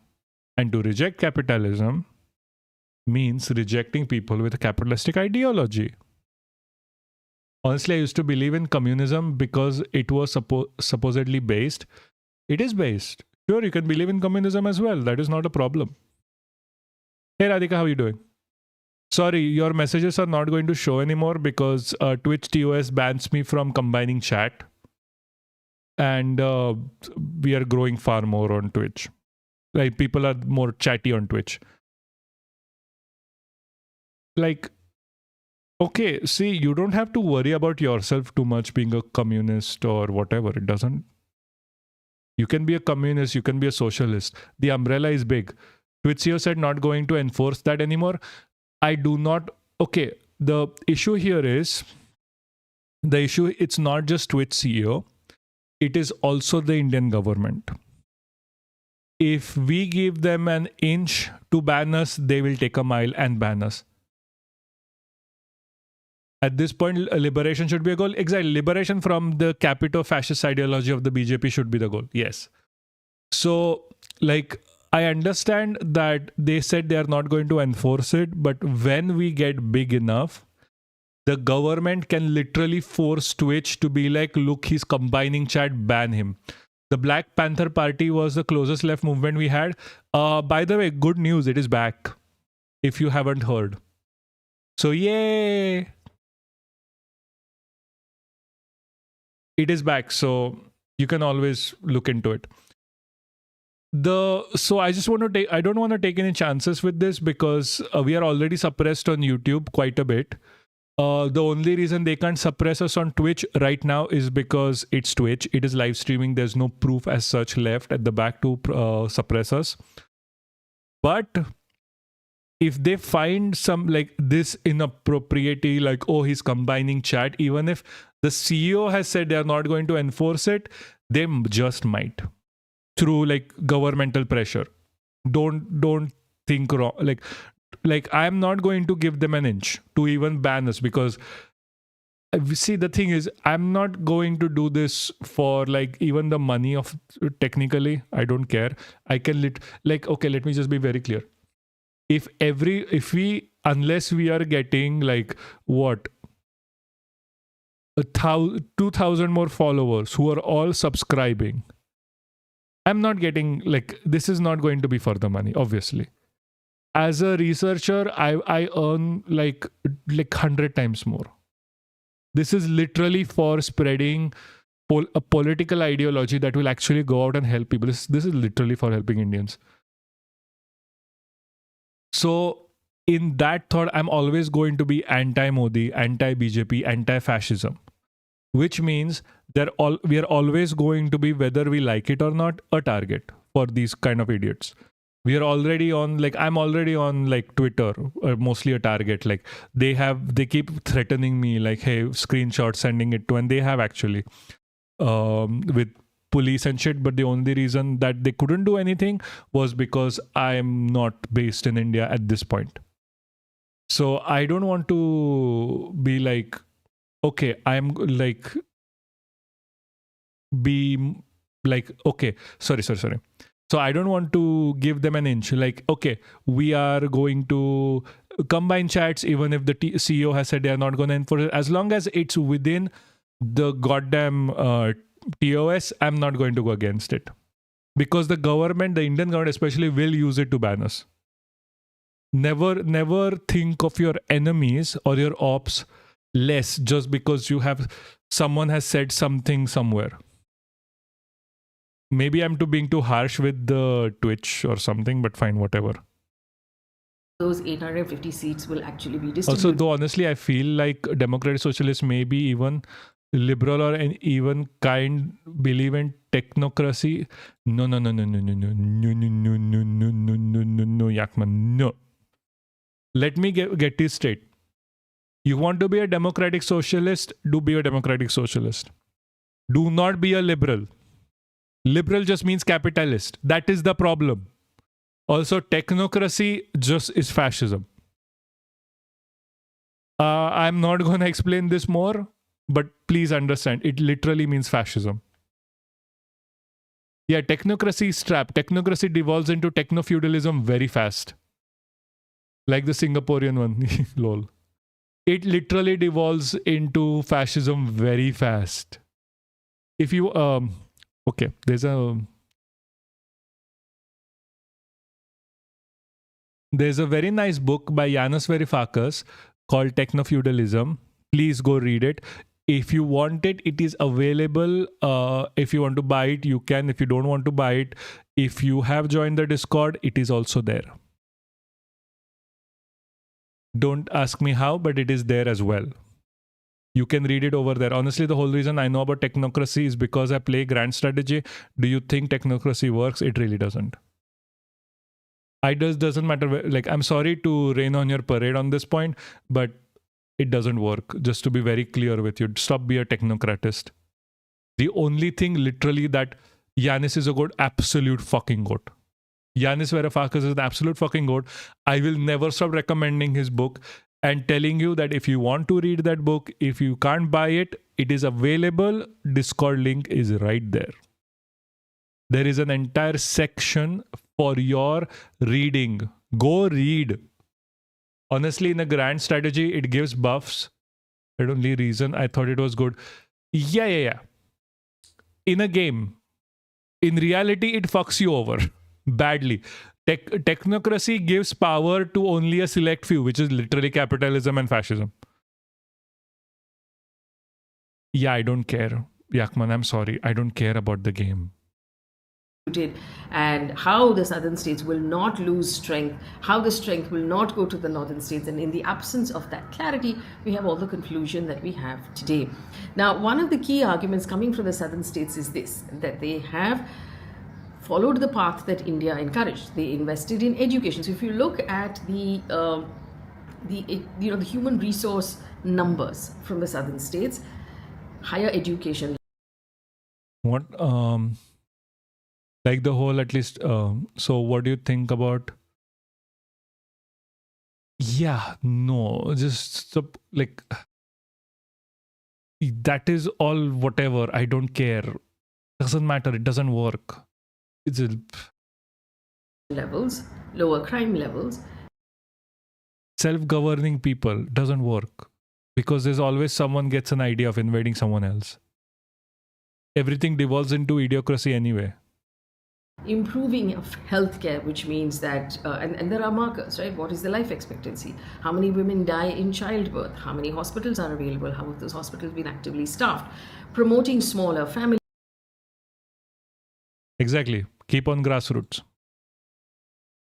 Focus on grassroots. Go from there. Any form of governance that does not come from the grassroots is fucking trash. They also stop being anarchist. Just saying. Lower fertility rates, they have better health outcomes, they have higher per capita income, they pay more taxes. So all of these states together, in simply, they have used the long road of education, of empowerment, of access to reduce the population numbers, and they are now showing success. In simple terms, they have stabilized their population because their development has improved. So if population representation is primarily tied reversely to progress, then what happens then to these goals? So the biggest concern here is not delimitation, it's not the numbers, it's the incentive. It's the message that is being sent. If political power is linked to population, then states that controlled their population will now be incentivized to do the opposite. So are we rewarding Someone ends up invading someone in that scenario, and this is what India is. This is what India is at the end of the day. You should have seen how they treated Yanis in public radio during the Greek financial crisis. Just a constant clown depiction. Yes, because he rejected Austria and banker bailouts after the same people made bad bets. Exactly. Yanis went through the ringer. I was listening to his interview, and he literally said that he was the only one who did not sign off on bailing out Germany and France for their bad bets.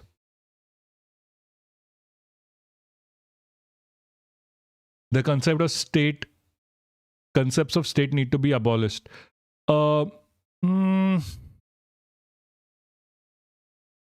It's very antagonistic inducing mode. Like okay. Let me just talk this through a little bit. What do you mean by concept of a state? Do you mean a country as a state? Or do you mean like a union of states like India is? Because not always. It depends. Like nationalism, you can breed into anything. Like nationalism is a fascist ideology. They are trying to breed it anyway. They'll breed it for a state through nationalism. They'll breed it for your favorite hockey team or your favorite football team. It doesn't matter. This is what I don't understand. Like, okay, you want to go against a nationalistic fervor, which is bad. I understand that. But that is not because you have nations. It is what right-wingers use to collate under. Like, this is something I don't understand about communists either, to be honest with you, that are anti-electoral. Like, the problem isn't electoralism. It is just not. The problem here is the fact that the fascists are going to do whatever they can to make sure you suffer, to make sure they have the power. They'll just use something else. I think our nation is a khakistocracy. Like, are you talking about like, okay, government really suitable? Yeah. I mean, idiocracy is a fancier word, okay. I mean, it's devolved into it right now. But like, okay, don't think of them as incompetent or least suitable people. They are fascists. They are literally fascists. They would literally use, you can cope. I think, like, to be very fair, like with you, I think all of this is a cope. Calling it a khakistocracy is a literal cope. If they were bad at their jobs, they would be out of power. People are not stupid. They are excellent at their jobs. Modi is an excellent propagandist. He's an excellent leader that people follow. That's why he's in power. Never think less of your ops. That is the way you stop being... you lose, basically. Not stopping, like you lose. That is how you lose. It's not a khakistocracy. It is not a idiocracy. It is literally a fascist regime. These are extremely smart individuals who have made sure that you keep thinking they are stupid, that you keep thinking they can be easily defeated. You keep not working towards defeating them because you think everything will just go off easily. Never underestimate your opposition. I do not care how smart or how idiotic they might be. Modi has 56-inch chest. Oh, Jesus Christ. No, he has a 56-inch mouth that yaps and takes like multiple dicks, as many as he can, to keep in power for as long as he can. What is that referencing to? That is like the 56-inch chest. He just got it wrong from like 55, 56.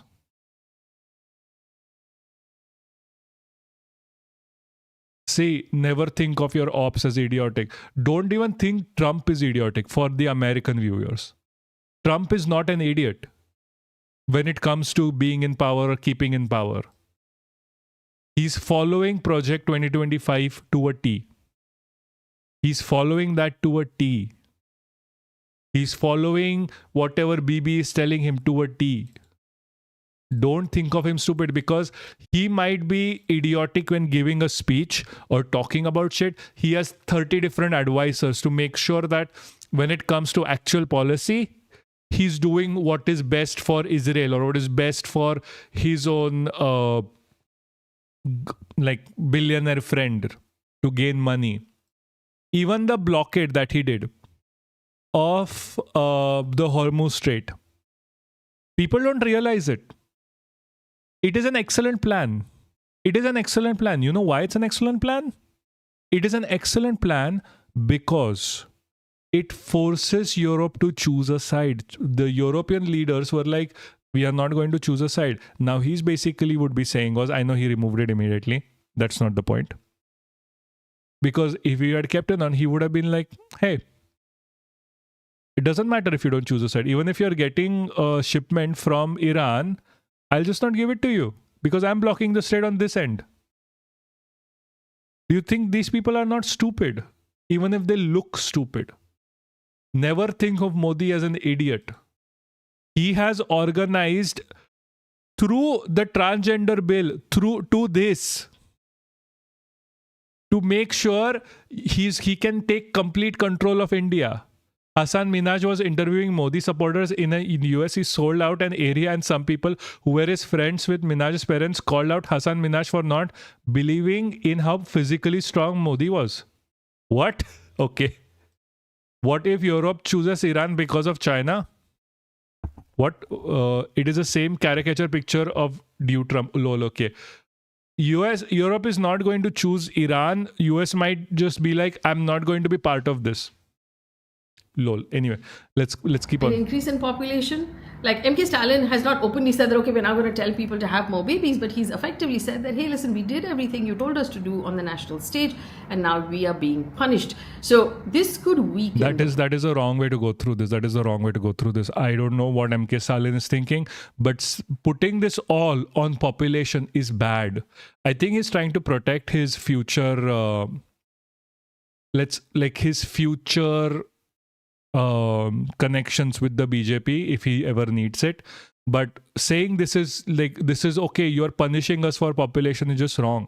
They would have just used something else. This is a fascist regime. Like, I don't understand why people, like, why all of these goddamn political parties don't just pick a goddamn side. EU could only choose China by dissolving. No, they don't have to dissolve NATO to pick China. They have to remove their support for US.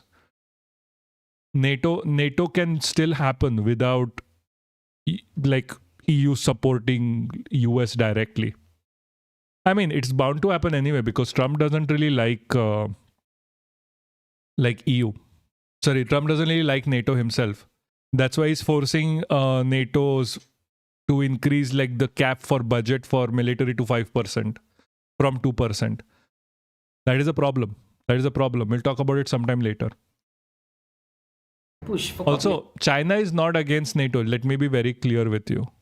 China wants to trade max. This Strait of Hormuz closure is worst for China. China's economy is based around trade. Control in India. And this I find interesting because we know that within the BJP and also by extension in the RSS, a population control bill is something that they are looking at very strongly. They believe it's a problem they want to solve. Now, in the same way, based on development numbers, on GDP, on education, on healthcare, on access, the northern states have not done well. I mean, we were in school when they told us these were called Bimaru states, right? The gap. What if China is able to use Central Asia, Caspian Sea and Black Sea to bypass it? Good for them. If they can figure it out, they should. But then again, China knows for a fact. Like, okay, let me be clear. Going by sea is the easiest and the cheapest way to do it. They are in support of Iran anyway. America is not going to go against China, because if China switches off the nozzle to chips, America does not have a military anymore. How is American international hegemony ever going to survive without the American military? Without China, that is absolutely impossible. Aren't there security guarantees which prevent China trade maxing in EU? No, there are not. Not right now anyway.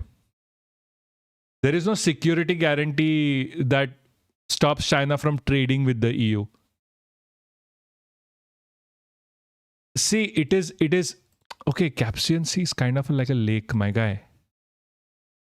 Like, hold on, let me pull up a map. I'm a map.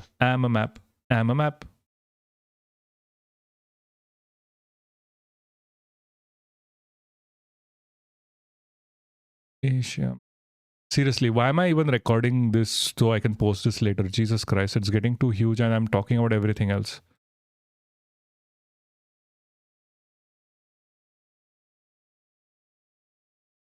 So, hold on.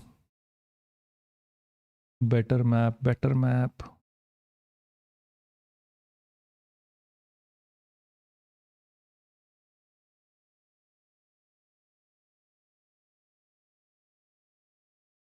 Jesus, why are there no good maps?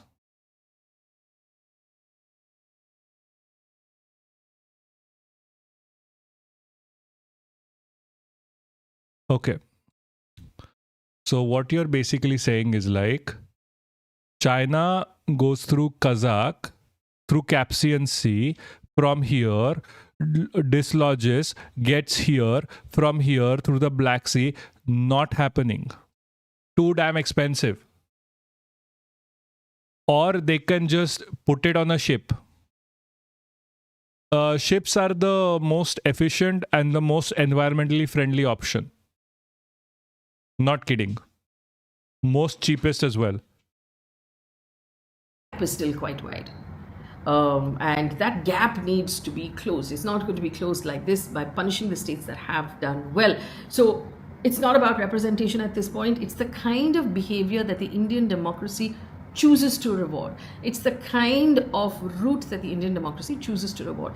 And like I said, and I've said it repeatedly in this video, if the government issues clarity on the fact that this is how the decisions will be made, this is how the delimitation will exercise will actually happen, and it actually, if it's saying that people are needlessly getting worried, if you're able to clarify that, then people will not get needlessly worried, and that will be a good thing.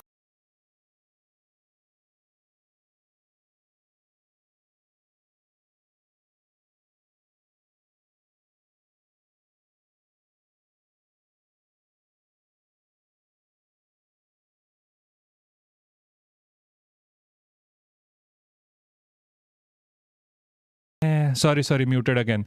They get their oil quite literally from Iran and other regions. You can't pass through the Caspian Sea anyway. You have to deal with Iran. I thought the EU gets restricted in semiconductors, AI advanced tech. Huawei bans critical infrastructure where security logic overrides pure economics. Yes, like, okay, they get banned for Huawei, but you can still buy Huawei. It's not that big of an issue, to be honest with you. The issue, like, all of these chips manufacturing all comes from China. Like, when you talk about like majority, like specific brands here and there, fine, they don't matter. It's not that big of a trade anyway. Fuck brands don't matter. What matters is like all of the government contractors, all of the American government contractors, when they are trying to build weapons or any tech or anything, whatever it might be, all of that comes from China. Like all of the rare earth minerals that they extract in Europe or America, all of them have to go to China, because in China is the only place you can actually do the processing of them. That's why China is important for all of this. Like whatever chips we are using in my computer, in the desktop that I'm in front of me, like not desktop technically, like the screen, the lights that I'm using, the phone that I'm using, all of these come from China. Every single piece here. Guess who's back? Flamer is back. Yay. You are not going to be shown on the Twitch TV because, again, reasons. You look yellower. I fucking swear. Oh shit, this is not Faustin, it's Pookie. Jesus Christ, it's Pookie. It's Pookie again. Oh my god. I thought Flamer was Faustin. Sorry. thing. Of course, the other option is to just bring in women's reservation without delimitation. Do it on the 500. They're using women's reservation as cover, by the way. We would welcome it. I personally myself have been What's Faustian? He's a chatter on YouTube. someone who's cheered for the women's reservation bill. If you watched Parliament for the last couple of decades, you know that every party has supported it at one point or the other, and they've been trying to push it through. It was actually the late Sushma Swaraj. I literally look like an emoji. Thank fucking God the chat is disabled on. And Sonia Gandhi's pet project. They worked across party lines to make it happen. And it's so close to happening right now. Just let it happen. Why crowd it with all of these complicated ideas that will put a spanner in the works again? So this is where it is. Leave me a comment in the comment section of what you believe is actually happening. What is happening is fascism.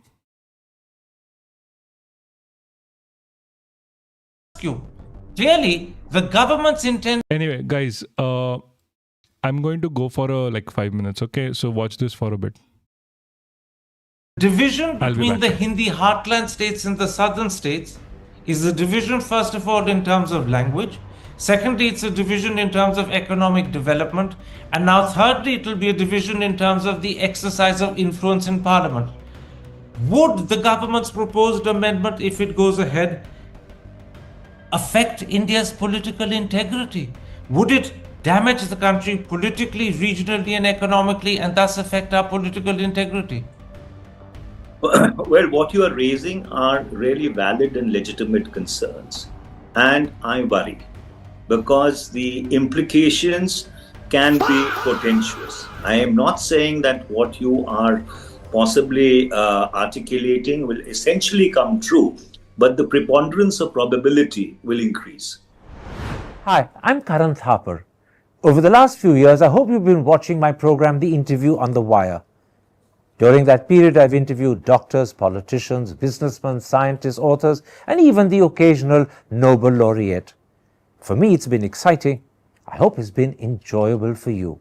But these, as you know, are tough times, and if this program is going to remain bold, independent, and sometimes even defiant, then I think we need your support.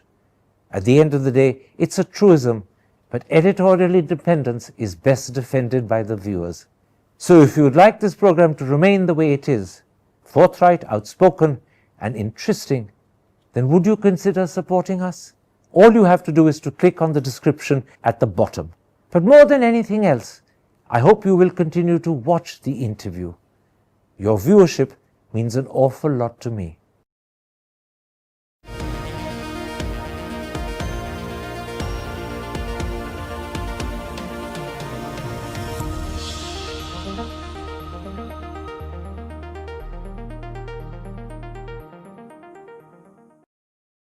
Hello and welcome to a special interview for The Wire. Tomorrow, a 3-day special session of Parliament will commence to debate the government's proposed constitutional amendment, increasing the size of the Lok Sabha and state assemblies, reserving 1/3 of the seats for women, and within that, carrying out delimitation on the basis of the 2011 census. My guest today has serious reservations about this proposal, and that's what we shall discuss.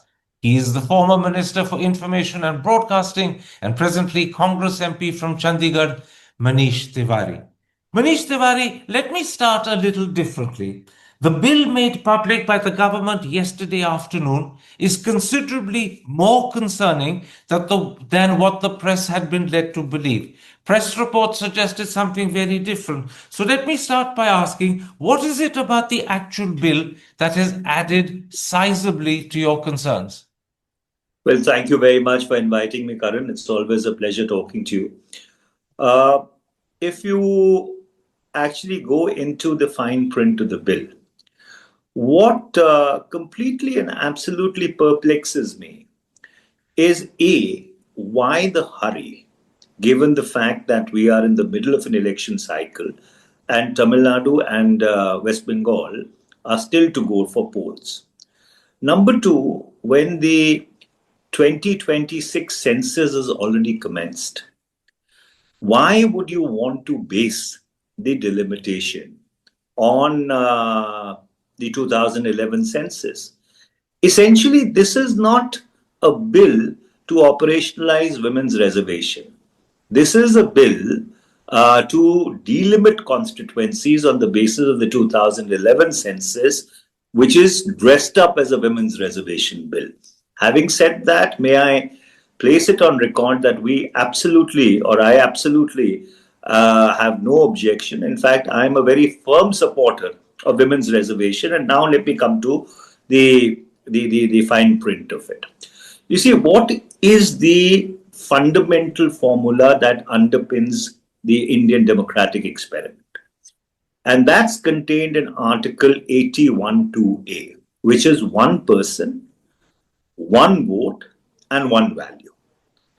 Now, all the delimitations which took place from 1950 right up till 1973 essentially followed this formula.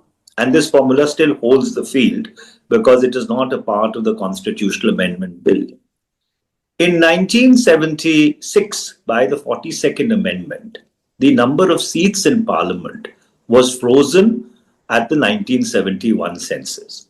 This was subsequently extended by the 84th and the 87th Amendment from 2001 to 2026. Now, the moment you open this Pandora's box and you move from 71 to the 81, 91, 2001, 2011, 2026 census, the skew between the southern states, the northwestern states, even the eastern states and the northeastern states, the Hindi heartland states. This is exactly why I keep yapping, even if I'm the only one yapping, because everything feels longer than 5 minutes, especially on a stream like this. Because even the dead space that you call on a stream that's like 5 seconds feels like a year. Which is, the central part of India, widens to the detriment of these states. And that completely and absolutely skews the federal balance. That is the principal objection. Absolutely. Up till now, all the press reports suggested that the seats would increase proportionately for all the states and they would go up by 50% in each case. That is not going to happen. The seats would increase on the basis of the population figures of the 2011 census, which means the northern states could see disproportionately far greater increases in seats compared to the southern states. That's the key problem, isn't it? Not the northern states, the heartland states. Hindi heartland. The heartland states. The northwestern states would also actually lose. You see, let me tell you where we stand. So, just to underline and correct myself, the Hindi heartland states will see a disproportionately far greater increase in seats compared to the southern states. Is that right? Absolutely correct. Absolutely correct. And let me explain as to where do we stand now. If you take all the northwestern states together, which is Jammu and Kashmir, Himachal Pradesh, Punjab, Haryana, and Delhi, and the Union Territory of Chandigarh, which I represent. These are 41 seats in all. UP alone is 80. Now, if you were to carry out delimitation on the basis of... Also, can I send a short? Like my short? Sure. The 2011... Someone else's short? Sure. UP alone from 80 will go up to 140 or 142. And by way of example, Punjab would only increase from 13 to 19 seats. So therefore, this is not a question of proportionality. This is a question of the actual number of bodies who are representing a state in parliament. And that exponential increase for the Hindi heartland states, that is not a primarily short. Because their fertility rates have been higher between 1971 and 2011. Like that is a Full Metal Alchemist kind of short. I understand, but why Israel is doing it is because of the Greater Israel Project. Please understand.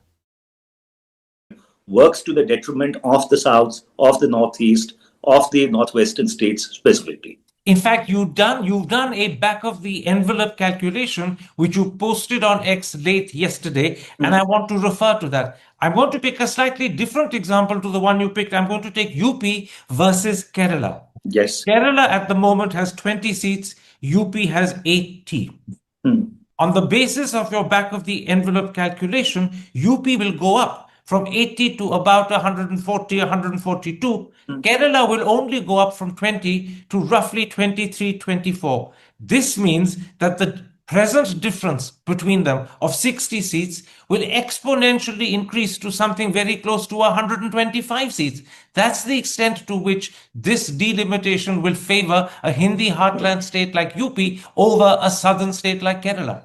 You're absolutely correct. And let me explain why that has happened. You see, India's total fertility rate, the median of that is 2.1. Kerala is at about 1.35 to about 1.5. Punjab is at about 1.5 to 1.63. UP is at 2.4. And it is 2.4 now. It might have been higher between 1971 and 2011. So therefore, till the time you do not fundamentally revisit 81-2A, that is the enacting formula of delimitation. At this point, like, let me be very clear. My opinion on this is that India needs to stop giving voting power to states based on their population. We need 2 representatives from state like they do it in America. That is the best way to do it at this point. That is the only way to address the inequality of population between the northern and the southern states, while giving everyone equal opportunity and say within the parties, within the states. This will make smaller states extremely important within the parliamentary system and the decision making of the government, and it will help and giving every single person equal right. Bro, do you remember? I think there was a court case about insert adding a line about, yeah, there was. I remember. We covered it. Which is one person, one vote, one value, and find another way to balance the equities between the states. In every census, this gap between the southern or the other states, where the Hindi heartland, would keep increasing. Absolutely. Let me cite one other statistic because it will bring home to the audience the extent to which the Hindi heartland states are being favored and the extent to which the southern states are losing the influence they have in parliament. According to today's Hindu, the share of seats in the Lok Sabha of the Hindi heartland will increase from 38.1% to 43.1%. That is a 5% jump. Whereas the share of seats of the southern states will diminish and fall from 24.3% to 20.7%. That explains the extent to which the proposal being tabled by the government favors the Hindi heartland over the southern states. Isn't that so? Absolutely correct. You see, the fundamental issue which remains is that, as I was earlier articulating, if the premise on which delimitation is based is not revisited, the skew will only further accentuate to the detriment of the southern and the northwestern states, and the heartland states would be the gainer. And that's why those people who had capped the number at 543 by the 42nd Amendment till 2001, hoping that India's population stabilizes and the skew reduces, were actually wise people. And even wiser were those who actually extended the freeze till 2026. I think the government is being very unwise, for the lack of a better word, by opening this one. They're literally being fascists. I fucking swear. People need to stop sanitizing their language when you talk about like the current BJP government and what they're trying to achieve. We cannot be the only one. We cannot be the only one. Seriously, why? What the fuck? Pandora's box, because I don't think that this proposal in the current form will fly. It's not just that the government is being unwise. The sad truth is the government is also not being truthful. In an interview that he gave the Hindu newspaper yesterday, just 24 hours ago, on the very day that the government made public the amendment bill it's proposing to table, Piyush Goyal said to the Hindu, and this is either a lie or a deliberate attempt to mislead the paper, he said, and I'm quoting, "It's a proportional increase across the country. Everybody is back to where they were." That's simply not the case. No, that's absolutely incorrect. That's absolutely incorrect. Either Mr. Goyal hasn't read the bill or Mr. Goyal. The language definitely needs to be more antagonistic. Yes. Like, we are in this scenario where the government is literally being fascist, and every single spokesperson who has any knowledge on this topic is like, no, this is not that big of a problem. The government is just being stupid. The government is not doing this on purpose. That's literally the language of every single one covering this. Why do you think I keep screaming that, like, get this stream out to everyone you fucking know? Hasn't understood the bill, or Mr. Goyal is trying to dissimulate. And in either case, it doesn't square up with what the contents of the bill are. The contents of the bill are very clear that there would be delimitation based on the 2011 census. And after that, there would be adjustment of constituencies within each state. But going back to your previous question, I just want to put another statistic on the table. Presuming if the strength of the Lok Sabha was 816 rather than 850, like, for example, in the Constitution 81-1, it is currently capped at 552, but Lok Sabha is actually at 543 after the 2 Anglo-Indian seats were taken away. So presuming if it was at 816, then the magic figure is 408. 7 heartland states, UP, Bihar, Madhya Pradesh, Chhattisgarh, Jharkhand, Rajasthan, and Uttarakhand actually would account for 308 of those seats. So what you really would then do politically is concentrate on the heartland and, pick odd seats here and there, and you're past the magic number. And there's no guessing which party at the moment dominates the Hindi heartland. It's the BJP. So this delimitation exercise is designed to ensure that the BJP's hold over the Hindi heartland states will translate with just a few additional seats into power in the center for a very long time. Absolutely. Absolutely. So therefore, in fact, it is not only about remaining in power. What is really concerning and disturbing is even in the allocation of resources by the central government. For example, a state which brings 140 MPs to parliament would always be at a greater advantage than a state like mine, which contributes 19 or 20 MPs to parliament. And that's why in 1976, somebody saw this widening gap and realized that this was a ticking time bomb and it could unleash centrifugal tendencies. And therefore, it was capped. Let's come to some of the implications of what the government proposes to do. The first is that the southern states will now be paying a price for their better population control, and as a result, their influence and numbers in the Lok Sabha will diminish, whilst the northern states, which have not been so effective in controlling their population, will actually see their influence in the Lok Sabha and their numbers in the Lok Sabha sharply increase. In other words, the states that did well in terms of population control will be paying a penalty.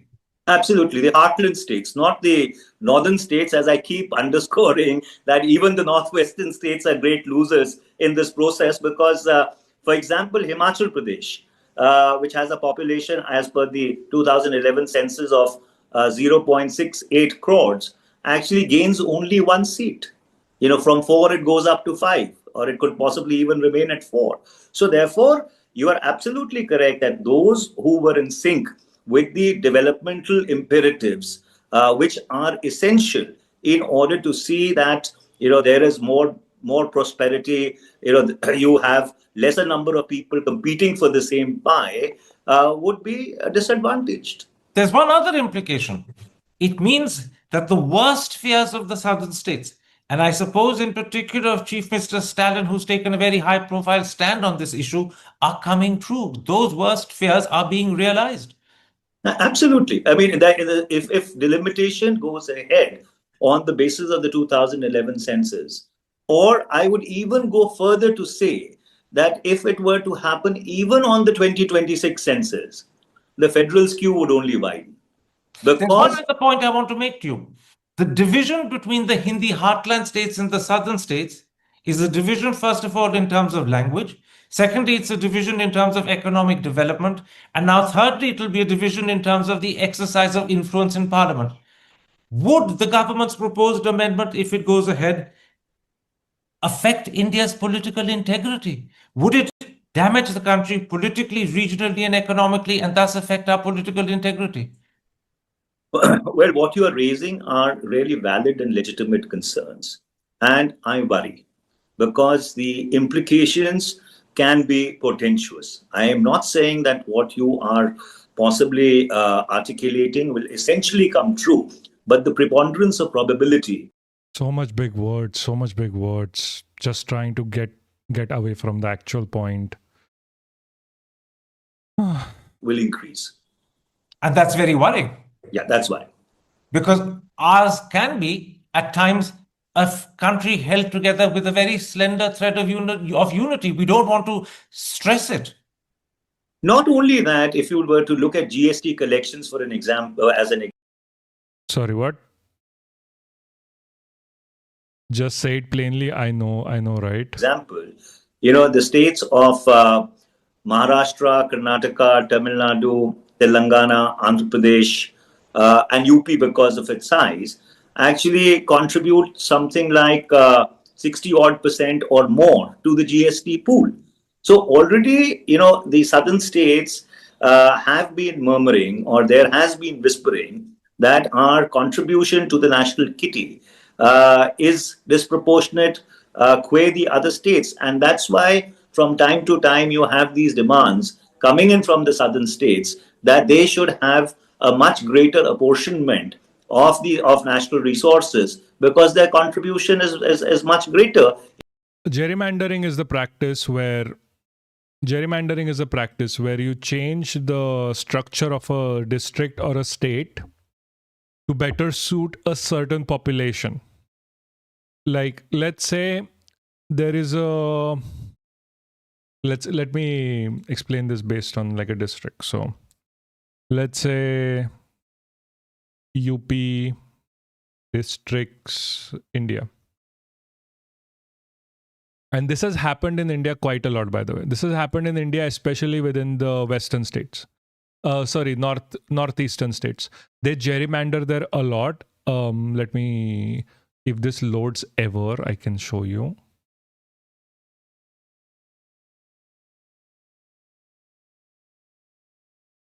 Hold on, let this load. It's not loading. The fuck is this not loading for? District map of Uttar Pradesh. Yes. Do not consent. Okay. See here, let's take the states here, okay? Hardoli, Sitapur, Barbanki, Lucknow. Now, because of segregation, what happens is certain populations live around certain regions because they are not allowed to live anywhere else. So let's say Haridoli and Haridoli, Sitapur, Barbanki and Lucknow are all blue states or like left-wing states. They are not, but let's assume for a second. Gerrymandering would be, so this region, if it is most responsible for the vote share that determines Haridoli's left-wing vote, Sitapur would be this region here. So what they'll do is they'll remove this from the state, putting it in Lucknow or Sitapuri, and remove this part of Birabanki and put it in Sitapur, and they'll essentially have turn this into a BJP state, this into a BJP state, and Sitapur will remain a a left-wing state.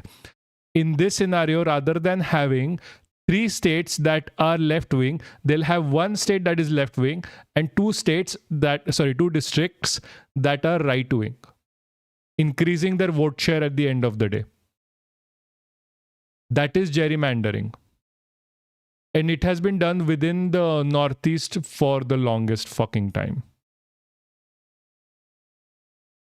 In terms of GST collections and other revenue collections. So therefore, this becomes an added strain.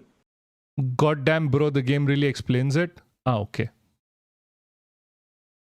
Absolutely, side by side with their claim that they are contributing disproportionately to the national kitty, they will now believe that their influence in parliament is diminishing. Their contributions are increasing, their influence in parliament is diminishing, and that is not a happy outcome. That's correct. And that's why I say that, the implications can be portentous, and I worry about that. Let's at this point come to two other concerns and reservations that you have about the government's proposed amendments. I should add for the audience, they are worrying, but not of the stature of the concerns and worries that we've already been discussing. Firstly, you believe that with 850 MPs, the Lok Sabha will become unwieldy, unruly, and dysfunctional. You believe that already with just 543, it often doesn't function properly and effectively. With 850, This is where the anti-defection bill comes in, where parties can't just vote. the chances of dysfunction will be considerably greater. Am I right? In fact, Karan, that's my primary concern. That is my most fundamental Jesus, they have concern. no That idea. these Like, this is the problem, right? This is the problem I have with Indian political knowledged people. No one talks about the anti-defection law. No one talks about it. Not one person. I don't know why. I think they just accept it because it's part of the constitution. Just accept it. They never talk about like, oh, there might be certain laws that are stopping us from being a free democracy. Some people don't talk about this because Congress brought it in. Some people don't talk about it. Most people don't talk about it because they don't know about it. the supreme legislative body in the country at 543 struggles to function. You should see the scenes in parliament, when there is a 0 hour, right, where people can raise matters of urgent national importance or constituency issues. Members are literally begging the chair for one minute to raise issues. They are haranguing the Completely pointless, by the way. They could just send like an email and do this because of the anti-defection bill. They can literally just send an email about this, that we want to raise this issue. Done. Voting is already pre-decided who's voting for who, on what decision, and that's it. What the parliament has turned up to be is a TRP hog. It literally is there for TRP. It is literally there for TRP of Sunset TV. It is literally there to people like Mahua Mohitra to get a place to get nationally popular as a leader. That is it. No one is like, nothing comes out of it. Literally nothing comes out of it. You can have one minute for every single thing. You can have 0 minutes. You can have an hour. It doesn't matter. marshals that just give us this 1 minute because everything is by lottery. So therefore, only 20 people are to be called. Number two, multiple term MPs who have been elected as independents or represent smaller parties get 3 minutes to speak on important bills. The first parliament, the first Lok Sabha, met for 135 days. The 17th Lok Sabha, the one preceding this, met for only 55 days. Imagine 850 MPs and a Lok Sabha meeting for 55 days. Essentially, you've kneecapped the institution and turned it into a National People's Congress. Tell me, to what extent would the problem that you're worried about be ameliorated or even more effectively tackled if speakers were more effective, less fearful, and more impartial in the way they run the House? Because I ask this question because the British House of Commons has 650 MPs. It certainly doesn't have sitting room for all of them. When the House is packed, they have to stand, and yet the Speaker ensures that discipline and order is maintained. Is this a Speaker problem rather than a problem to do with the size of the Lok Sabha, or is it a problem to do with both? It's actually a problem to do with both, because the British House of Commons runs for about 135 to 140 days a year. So therefore, even if you have 650 members, given that the expanse of time available is considerably much more, and then they do not have disruptions of the kind which we unfortunately have, the speaker can then obviously give everybody a chance. But my point is more fundamental. You see, when I look around the house and I see how difficult it is at 543, I can't imagine what it would be like at 850. Even if you have constituencies which are huge in size, how does it matter? This is the supreme legislative body of the country. Its job is to make laws for India, and its job is to deliberate on matters of national importance. So, therefore, even if MPs are representing large constituencies, how does it really matter? You should strengthen the state legislatures, which hardly meet. I mean, like, for example, the Punjab Vidhan Sabha meets for 22 days a year, 17 days a year, and some minuscule number like this. Strengthen the 73rd, 74th Amendment institutions, that the institutions of local self-government. Let them take care of the bread and butter issues and free up Parliament or parliamentary time to really focus on the larger national questions and to make better legislation for the country. That's not going to happen when the numbers increase to 850, is it? Absolutely, it's not going to happen. Let's come to your second, or rather your third reservation. It's to do with what you believe is the right process for carrying out delimitation, which you believe will not be observed in this case. This is a somewhat technical point. Can you explain it further? So, the Government of India Act was the precursor to the Constitution of India. So, way back in the 1930s, when constitutional reforms for India were being discussed in the British House of Commons, there was a committee under Lord Linlithgow which was doing it. Now, this committee actually relied on an India franchise report, which was prepared in 1932 by the 12th Marquess of. Guys, go watch the short. Don't forget about the short that was posted on YouTube, because we need those views. Really, we are suppressed on YouTube. Just to show, like, look at this. This is the same quality, same everything. We're literally suppressed. Whenever we talk against the government, they are not published. Like, the only best performing videos was me explaining why they can't ban me, and has had nothing to do with BJP. Make sure to follow YouTube and like the stream and whatever. And share. There's a lot of shit that you can share. Lassian, if I remember correctly from the top of my head, a gentleman called Philip Kerr, who in turn relied on the 1931 census. So essentially, what is the chronology? It is the census. After that, a statistical analysis of that census, followed by constitutional reforms, which led to the Government of India Act, and then the Hammond Commission did the delimitation. Same thing happened post-independence. So India became independent. We adopted the constitution in 1950. First elections were to be held in 1952. How do you delimit the constituencies?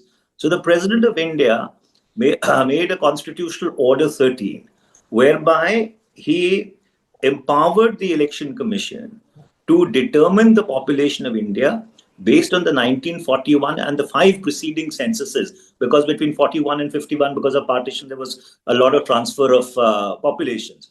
And finally, the population was frozen at 34 crores presented by Dr. Ambedkar in Parliament. And then the President, in consultation with the Election Commission, did the delimitation.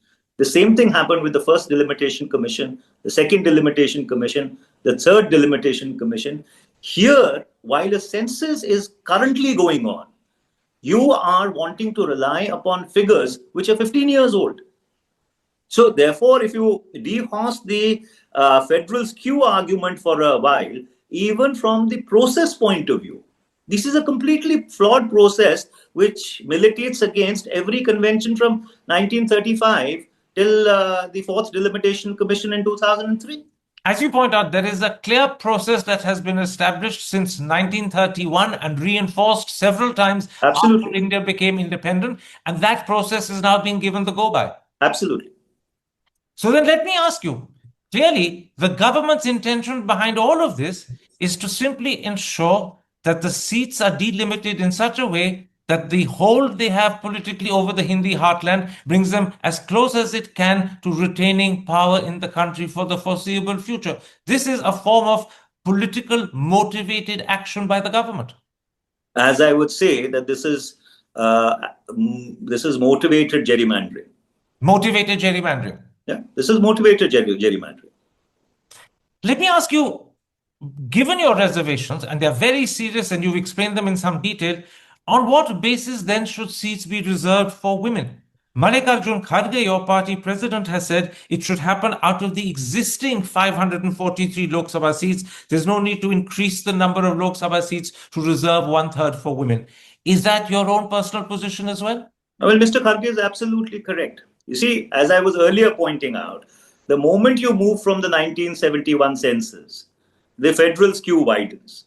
So therefore, the better thing to do would be freeze the number of seats at 543, give 1/3 to women, let the adjustment, within the states, the boundaries of the constituencies, the territorial boundaries of the constituencies, if you want, you adjust them on the basis of the 2011 census, as the Fourth Delimitation Commission had done when the number of seats were frozen at 1971, but the adjustment within the states was done on the basis of the 2001 census. That's the only sensible way forward.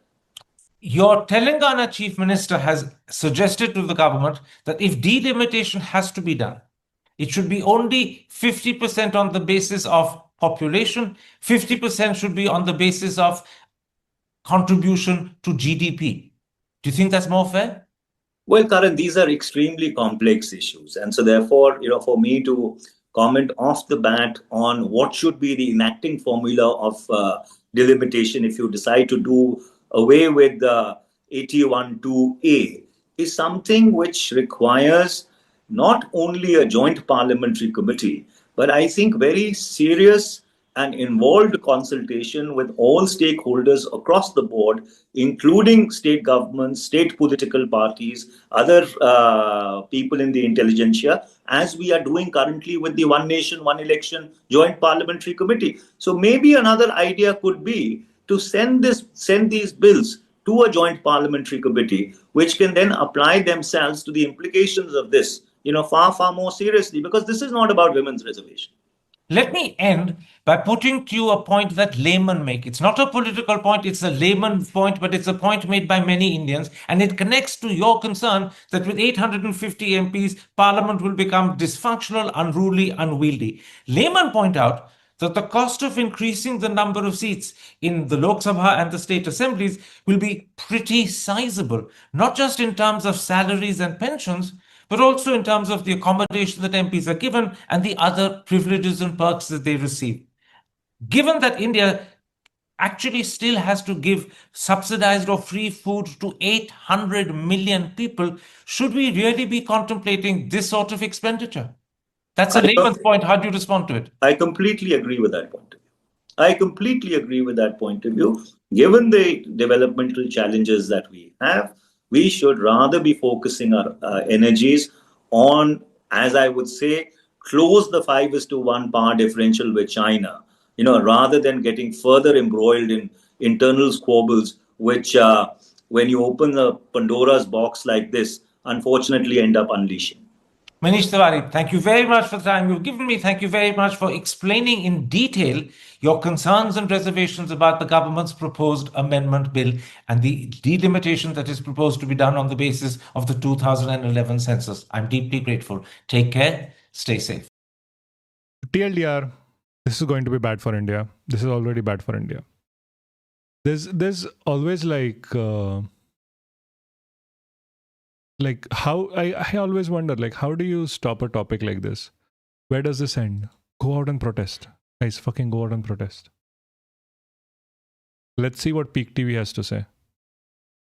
to change India's political map forever. The government has tabled 3 controversial bills in the Lok Sabha and everyone is coming up with their own versions, but here's the truth. I'll explain these in 5 simple points. First is the government's bill to increase the number of seats in the Lok Sabha from 543 currently to 850 by 2029. This means Parliament will have 56% more MPs by the next elections. Now, why is the government doing this? Well, they say this is simply to implement 30% reservation for women in Parliament. Now, you may ask, why can't the government reserve seats within the existing ones? This is because the law mandates that women's reservation can only be brought in after a fresh census is conducted and constituencies are redrawn under the delimitation process. The existing allocation of Lok Sabha seats for each state is based on population numbers from the 1971 census, while the present division of constituencies within states relies on the 2001 census. This is considered outdated and our population has significantly grown since then, which is why more seats would be needed. But this is where many are questioning the government's intent. They're carrying out the delimitation based on population data from 2011. This brings us to point number 3. One of the bills proposes to de-link the delimitation process from a fresh census, so constituencies can be redrawn before the new census is completed, well in time before the next general elections. But then the question is, if current data from 2001 is outdated, isn't 2011 census data outdated too? Critics are questioning that isn't it better to wait for some more time and give reservation to women based on truly updated population data or simply the current strength? Now,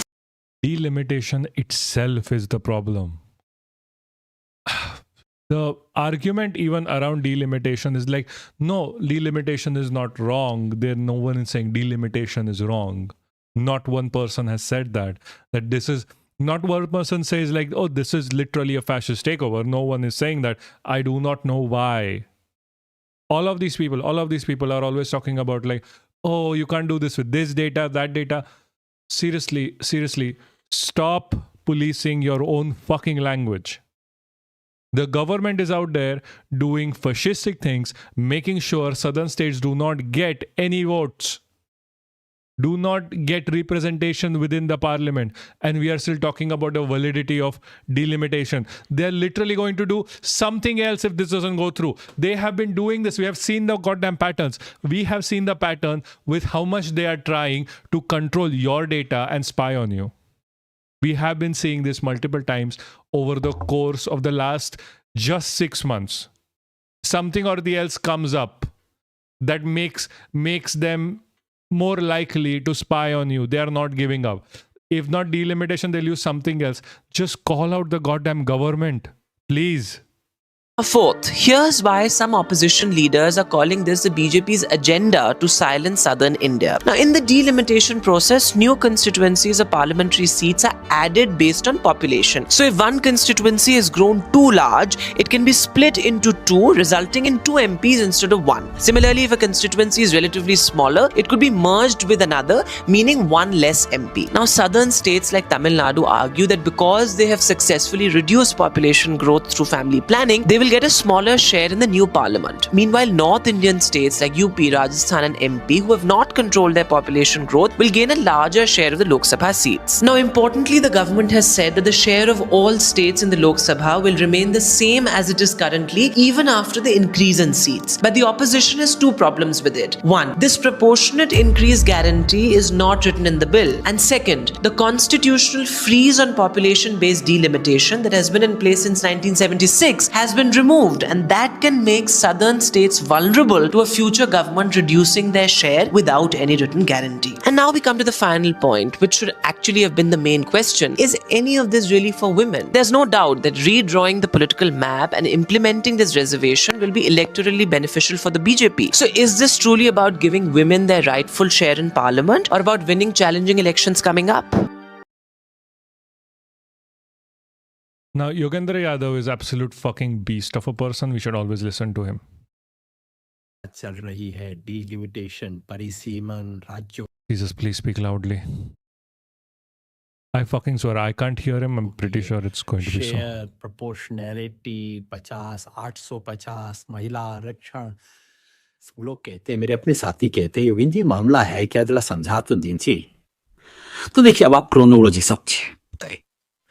BJP चाहती है कि अगला लोकसभा चुनाव 2029 का होने से पहले उसे ये सुनिश्चित कर लेना है कि ये चुनाव हमारे पक्ष में था. मतलब मैच होने से पहले मुझे पिच अपनी पसंद की बनानी है और बाउंड्री भी ऐसे बनानी है जिससे मेरी तरफ चौका लग जाए, छक्का लग जाए, जैसा मैं चाहूं वो हो जाए। इसके लिए बीजेपी को जरूरी है परिसीमन। परिसीमन का मतलब लोकसभा की या विधानसभा की बाउंड्री क्या होगी, कौन से इलाके किस चुनाव क्षेत्र में आएंगे, उसका निर्धारण। आप कहेंगे तो हमेशा होता है, क्या नई बात है? नहीं साहब, अब एक नई चीज बीजेपी ने सीखी है, वो है कि आप चुनाव क्षेत्र को ऐसा बना सकते हैं, सांप जैसा, केकड़े जैसा, जिससे जिस इलाके में आपके वोट हैं वो आ जाए। अब आप कहेंगे आप क्यों खामखा इस तरह का डर फैला रहे हैं? भाई मैं डर नहीं फैला रहा, बीजेपी आसाम में ये कर चुकी है, ये बात जम्मू कश्मीर में हो चुकी है, ट्रेलर आ चुका है, अब फिल्म बाकी। तो बीजेपी ने तय किया है कि 2029 से पहले उसे देश में परिसीमन किसी भी हालत में करवाना है, नए सिरे से बाउंड्री बनानी है और अपनी तरफ मैदान का ढलाव करना। अब उसमें पेच है। पेच क्या है? संविधान। संविधान में लिखा हुआ है कि आप अगला परिसीमन तब तक नहीं कर सकते जब तक कि 2026 के बाद में हुई जनगणना के रिजल्ट्स ना आ जाए। मतलब 2027 के सेंसस के आंकड़े जब तक नहीं आ जाते तब तक आप जनगणना कर नहीं सकते। और दरअसल यही बीजेपी का प्लान था, इसीलिए उन्होंने सेंसस 25 में नहीं किया, 26 में नहीं किया, 27 में कर रहे हैं। तो क्या प्रॉब्लम है? प्रॉब्लम यह है कि अब इसमें कास्ट का पचड़ा पड़ गया है, कास्ट सेंसस होगा। तो अगर कास्ट सेंसस नहीं लाएंगे तो डिलिमिटेशन कर नहीं सकते, सेंसस नहीं होगा तो डिलिमिटेशन नहीं हो सकता, संविधान में लिखा है। और अगर कर दिया तो कास्ट सेंसस की वजह से समस्या में फंस जाएंगे, आंकड़े आ जाएंगे, नई मांग आएगी, नई किस्म की बातें आएंगी। तो अब बीजेपी को कुछ ऐसा करना है कि सांप भी मर जाए और लाठी भी ना टूटे, सेंसस भी ना करवाना पड़े लेकिन डिलिमिटेशन करवा सके। उसके लिए एक तरीका निकालना है कि अब आप संविधान में संशोधन, ये जो संविधान में पचड़ा लगा हुआ है, इस पचड़े को हटा के ये कहो कि भैया जो ऑलरेडी सेंसस है इसके आधार पे हम डिलिमिटेशन कर देंगे और अभी कर देंगे। अब लोग कहेंगे साहब ये क्यों करें, अचानक कैसे कैसे हो गया, क्या हुआ? लोग सवाल पूछेंगे। इसलिए आप इस नए पूरा जो प्रस्ताव है इसको साड़ी में लपेट दें, एक गुलाबी रंग के साड़ी में लपेटें और कहें कि ये तो महिलाओं के आरक्षण के लिए, महिलाओं की संख्या बढ़ाने के लिए है नहीं। इसका कोई मतलब नहीं है, क्योंकि महिलाओं के आरक्षण की बात ऑलरेडी हो चुकी है, 2023 में हो गई थी और बीजेपी ने ही उसके अंदर सेंसस और परिसीमन का फच्चर लगाया था। अगर वो आज हटा दे तो कल हो जाएगा, लेकिन नहीं, उसकी आड़ में एक अलग खेल खेला जा रहा है। तो इस साड़ी की आड़ में, महिलाओं के सशक्तिकरण, नारी वंदन की आड़ में दरअसल अगले चुनाव की पिच बदलने का खेल हो रहा है। और कहा यह जा रहा है कि देखिए सब राज्यों को 50% ज्यादा मिलेगा, मगर लिखा है बिल्कुल नहीं, लिखा कुछ उल्टा है। अब हो सकता है कल तक सरकार ये भी बदल दे, क्योंकि फंस तो गई है। खेल ये खेला था ये सोच के कि परिसीमन हो जाएगा, किसी को पता नहीं लगेगा, एक पत्थर से दो शिकार हो जाएंगे, इधर नारी वंदन का श्रेय भी हमें मिल जाएगा, उधर हमारी पसंद से परिसीमन भी हो जाएगा और जिन राज्यों में हम चाहते हैं उनका आंकड़ा भी बढ़ जाएगा, उनकी सीटें भी बढ़ जाएंगी। लेकिन पकड़े ही नहीं। तो अब उसे बदलने की कोशिश हो रही है। खेल अब भी यही है। याद रखिए, ये महिला आरक्षण की बहस नहीं है, ये बीजेपी के राजनीतिक आरक्षण का खेल है। ये बीजेपी की एक बीमा पॉलिसी है जिसको गुलाबी कपड़े में लपेट के आपके सामने रखा था। Seriously, listen to him. If you don't like listening to me, listen to him. Yogendra Yadav has been fighting the good fight since the fucking beginning. Seriously, he has been fighting since the very beginning. If you don't want to listen to him, at least listen to him. Jesus. There is only so much people can warn you before you go out and fucking protest. Like, the thing that is happening in this country is not normal. Anyway, let's talk about how Modi's delimitation plan is casteist as well. Like, goody. The number of scheduled castes and scheduled tribes reserved seats are based upon proportion of SC/ST communities in the total population. As per the 1971 census, the absolute number of seats, yes, it is. Reserved for SC and STs were 79 out of 41. This increased by 11 seats after the 2001 census, subsequent delimitation of 84 seats reserved for SC/ST and 47 for ST, with their combined proportion of the population being 24.4. From 2001 to 2026, the population certainly have registered a bigger increase. In the name of the urgency for women's reservation implementation, a delimitation exercise which ignores the current population of SC/ST will be Manuwadi injustice to oppress the communities, denying them fair increase in the proportion of reserved seats. See, for women's reservation, they can literally fill up Hindu Savarna women in this.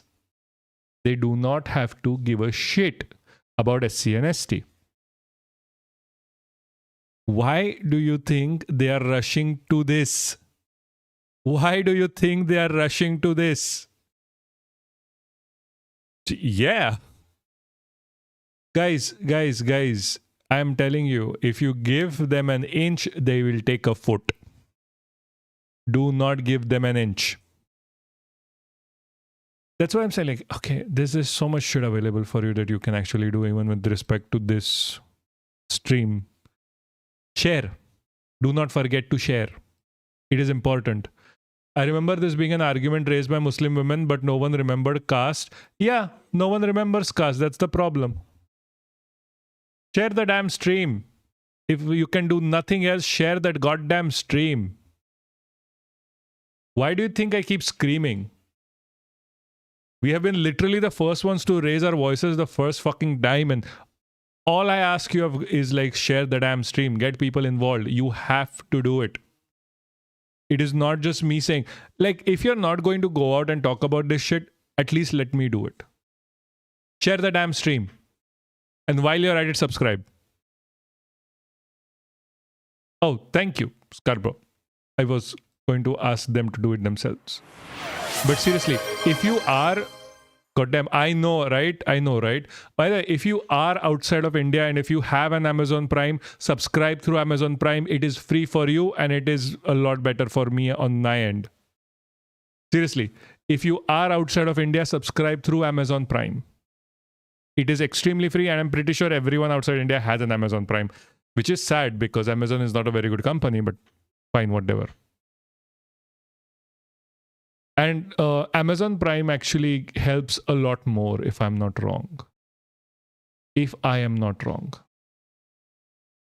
Not you have done enough. You have really done enough. I was talking to other people in here, in this chat. I mean, you're in India, you don't count. Amazon Prime is not like Twitch and like outside India only. Amazon Prime doesn't count as many regular subs. Yes, but yeah, that is true. Like, but having, yeah, exactly. That's like, but Amazon Prime still counts a bit more because I don't really, it is still better, I would argue, than gifting subs. Like, it's a difference between like 50% with regular subs, 75% with gifted subs, the cut that Twitch takes. So I think it's at the very least Amazon Prime is better because the argument is still better when it comes to like even asking for a subscription. I should really start the tips thing. Tips thing would be like 100% coming from like it's like 25 cut taken from Stream Elements tips. So I'm pretty sure I should have started that. But then I don't want to because there's already less that I can. Like I'm trying not to make this too monetarily involved, to be honest with you. I want more people here. I don't want the extra anything, if that makes sense. So if you're an Indian here, especially if you're an Indian here, make sure to share the goddamn stream. If you find someone who is like, I don't have a Twitch, I only have a YouTube, we are dual streaming. send them to YouTube. Share the goddamn shorts. They are made and shared on YouTube already. Make sure to share them. Because this is the shit the Indian government is doing. Anyway, just talking about the other thing. This happened 5 hours ago. I'm just going to call this the other thing because this is like a looming thread on our all heads, continuously going on because of the Epstein class.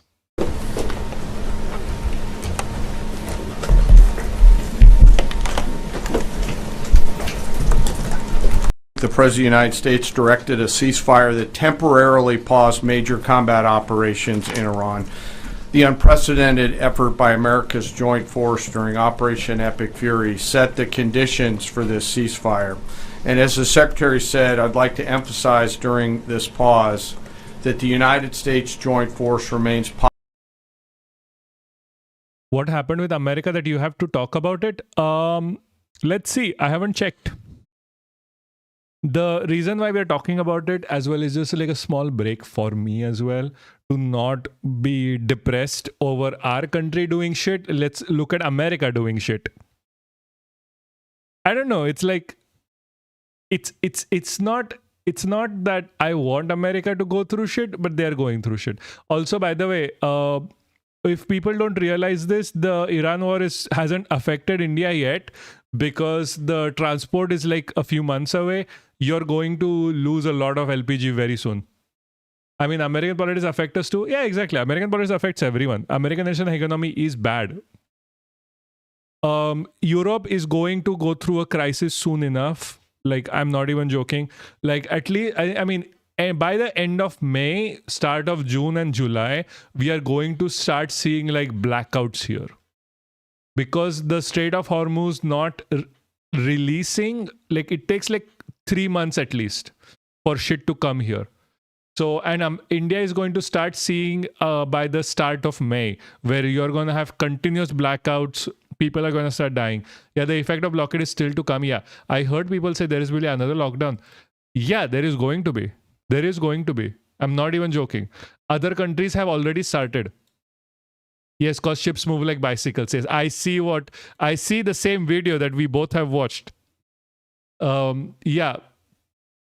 I think who was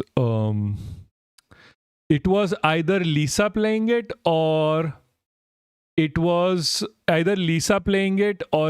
who's the other person who was playing it?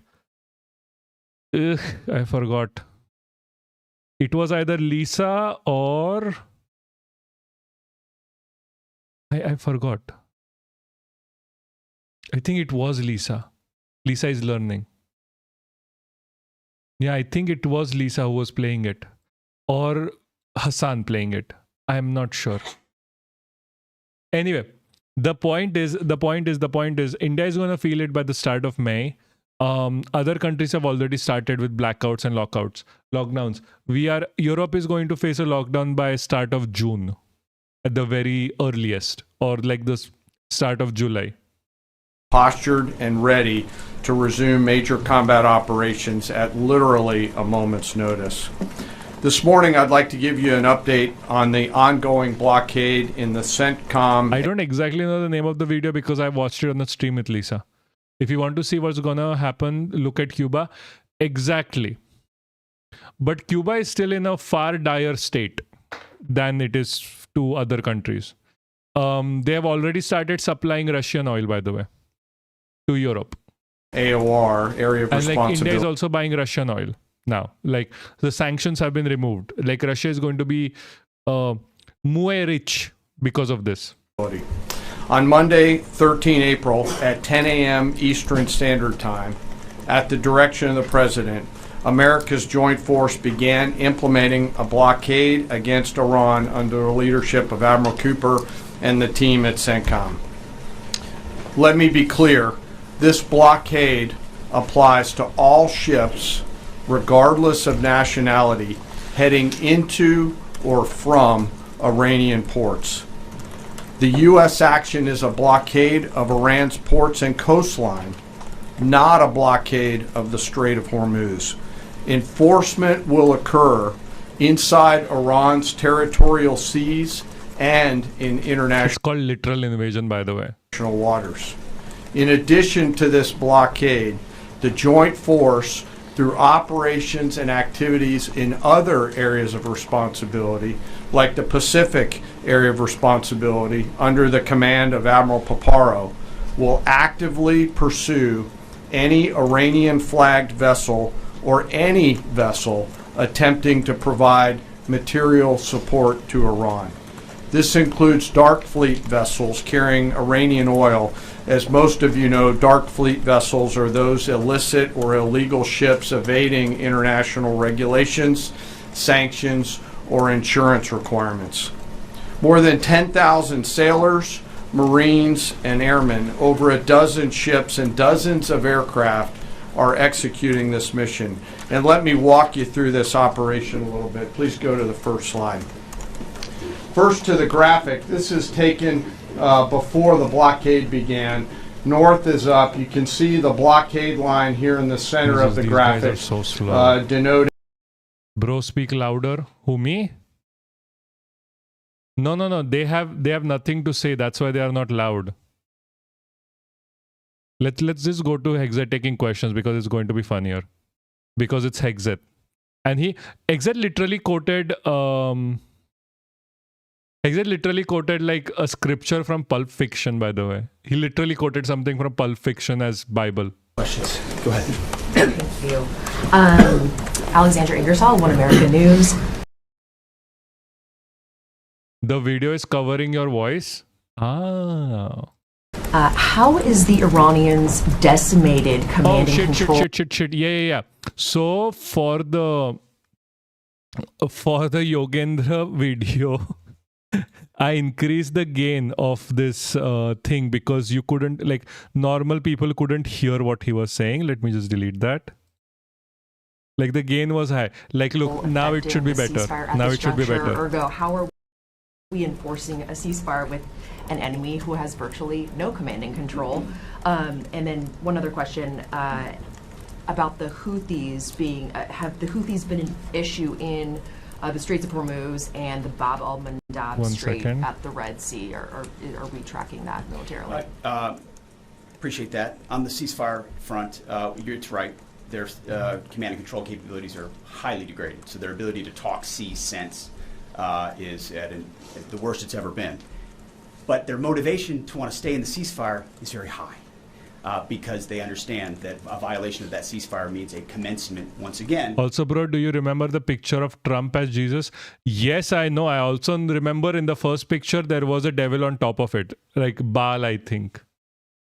Of Admiral Cooper's forces, which went very poorly. So much for saying that Israelis don't worship Baal and he's not controlled by Israelis. Like, how do you do that in this scenario? High incentive to maintain that ceasefire, even though they can't talk and organize as well as they'd like to. And as far as the Houthis, thus far, they have stayed out of it, which, of course, What? Also, Trump said, like, it's a depiction of him as a doctor. Yeah, I mean, it is only through AI can he ever be called a doctor in any sense of the term. we think is a good decision by them, and I think is a reflection of the fact that over a year ago in Operation Rough Rider, we had an ongoing and intense campaign that demonstrated He's just yapping for no reason, by the way. What was the question? I forgot even the question, by the way. Ergo, how are we enforcing a ceasefire with an enemy who has virtually no command and control?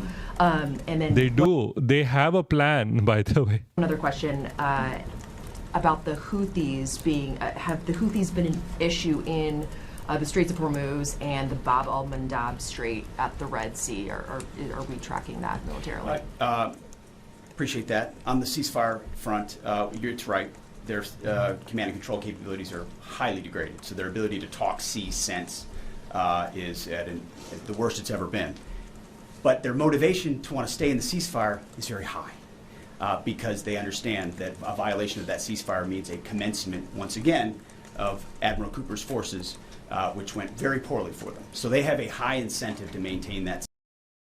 I wish Twitch has a subtitle function. I wish that too. Ceasefire, even though but that would probably require AI. So let me just do if there is no subtitles here, there are no subtitles. Maybe I can get something for subtitles. Like there is, I think, a way to get subtitles for shit like this. I'll see. I'll check. Can't talk and organize as well as they'd like to. And as far as the Houthis, thus far, they have stayed out of it, which, of course, we think is a good decision by them, and I think is a reflection of the fact that over a year ago in Operation Rough Rider, we had an ongoing and intense campaign that demonstrated American capabilities, which has them hesitating. American capabilities have literally decimated. That strait, which I think would be a poor choice. Right. Good morning, Mr. Secretary, gentlemen. David Zier, Real America's Voice. As commercial shipping ramps up, you know, there was 130 ships a day going through there. As that happens, ships have to anchor up, right, and wait to pass through the narrow strait. Is there any progress with an international force to phase out U.S. military-led escorts or other? Is anyone stepping up to do that? It's a great question. Long term. One second. There's a lot of talk, and what we've seen in this conflict from allies, and there's a lot of talk, except for the ones Hold on.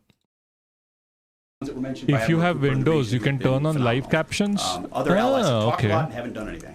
Let me check.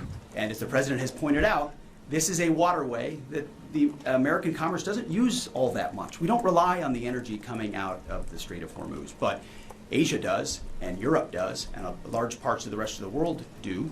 And so their ability to muster a collective defense or a clearing of the straits would be a wonderful thing. And we hear and see the talk about it, but when shots were fired and those countries were needed the most, they weren't there. They weren't in the strait. They weren't alongside us. Their leaders weren't rallying what they have of their navies. Oh, you mean him? I started downloading that. Give me I'll do it later. If they decide after CENTCOM does the heavy lifting, which again they should be able to do. We should live in a world where other countries can defend waterways, not just the United States Navy.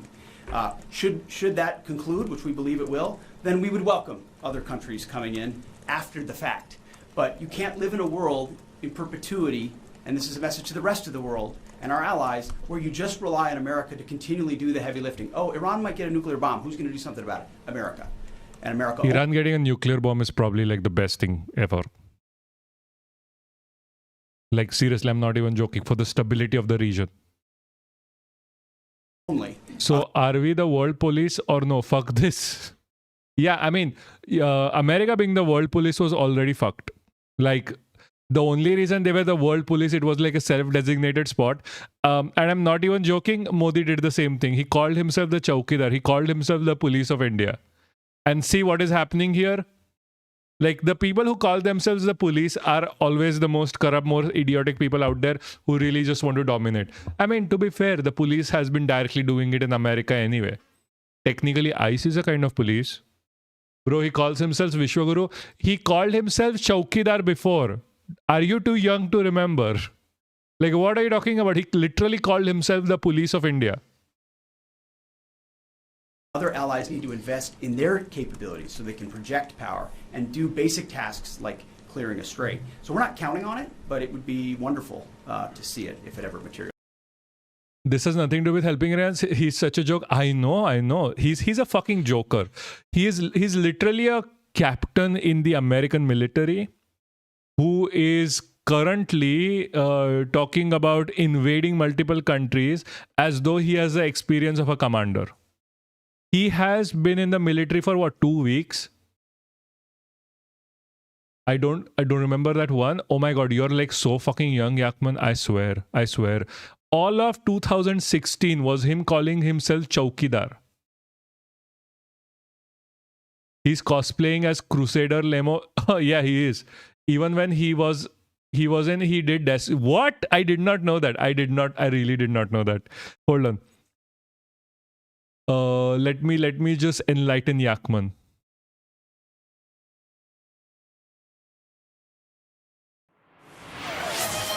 Oh, thank you for the sub, Scarborough. But seriously, Barbakal, if you're out of India, subscribe on the side as well through Amazon Prime or whatever. Like, I'm not like we can't just keep depending on Scarborough to get me a new chair. Seriously, we cannot. realize. Yes. Thank you, Mr. Secretary. Thank you all for Back in 2016, I wasn't looking at politics, dude. Yeah, that's the problem. your time. I have a couple questions. I know you said a few weeks ago that Iran's supreme leader was wounded and disfigured. Do you have an update on whether he's even alive at this point? And then another question for you. Iranian embassy accounts are sharing an AI video of Jesus Christ kind of bloodily killing President Donald Trump. Does the Pentagon have a response to this, including the fact that this AI Jesus is casting Trump into... Like, hold on. This is just me making fun of you. आपका ये चौकीदार No nudies in chat. पूरी तरह से चौकन्ना है Chaukidar. This was literally him saying that he is a police of India, where he will protect everyone. Like America used to call itself the police of the world. Not like this is literally what he was doing. ये मेरा घर मेरा चमन मेरा पड़ा Don't you just want to vote for him now? Sub badge is technically clothing, yeah.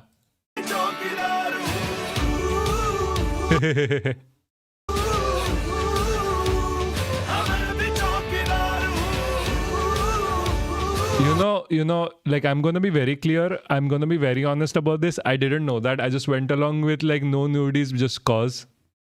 I did not know like a sub badge was called. Like I had no fucking clue. By the way, Yakman, look, this is before your time, I guess. This is 7 years ago. This is 7 years ago. Ah, okay. No, it's literally going to be the thing. All cops are bastards. Yeah, exactly. Exactly, all cops are bastards. Like, fuck coppers. He, like, literally has ruined the lives of all of these people involved. Literally all of them. I'm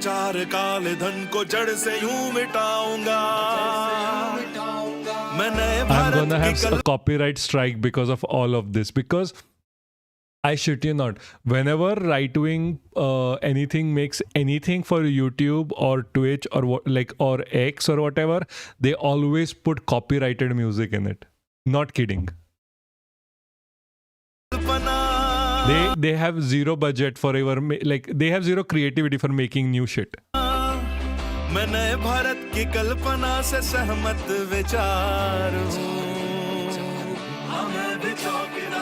They're fucking idiots, by the way. Fucking idiots. Now let's go laugh at the other idiot. Hell. And then finally, for Admiral Cooper, could you speak to us about the more... Hold on. You missed a message. Iranian embassy accounts are sharing an AI video of Jesus Christ kind of bloodily killing President Donald Trump. Does the Pentagon have a response to... Conservative can only mimic or steal art. Exactly. That's why like the AI revolution was so important for them. Like legalize stealing of people's work. Like if you want to be if you want right to be right wing, you need to not have creative thinking whatsoever.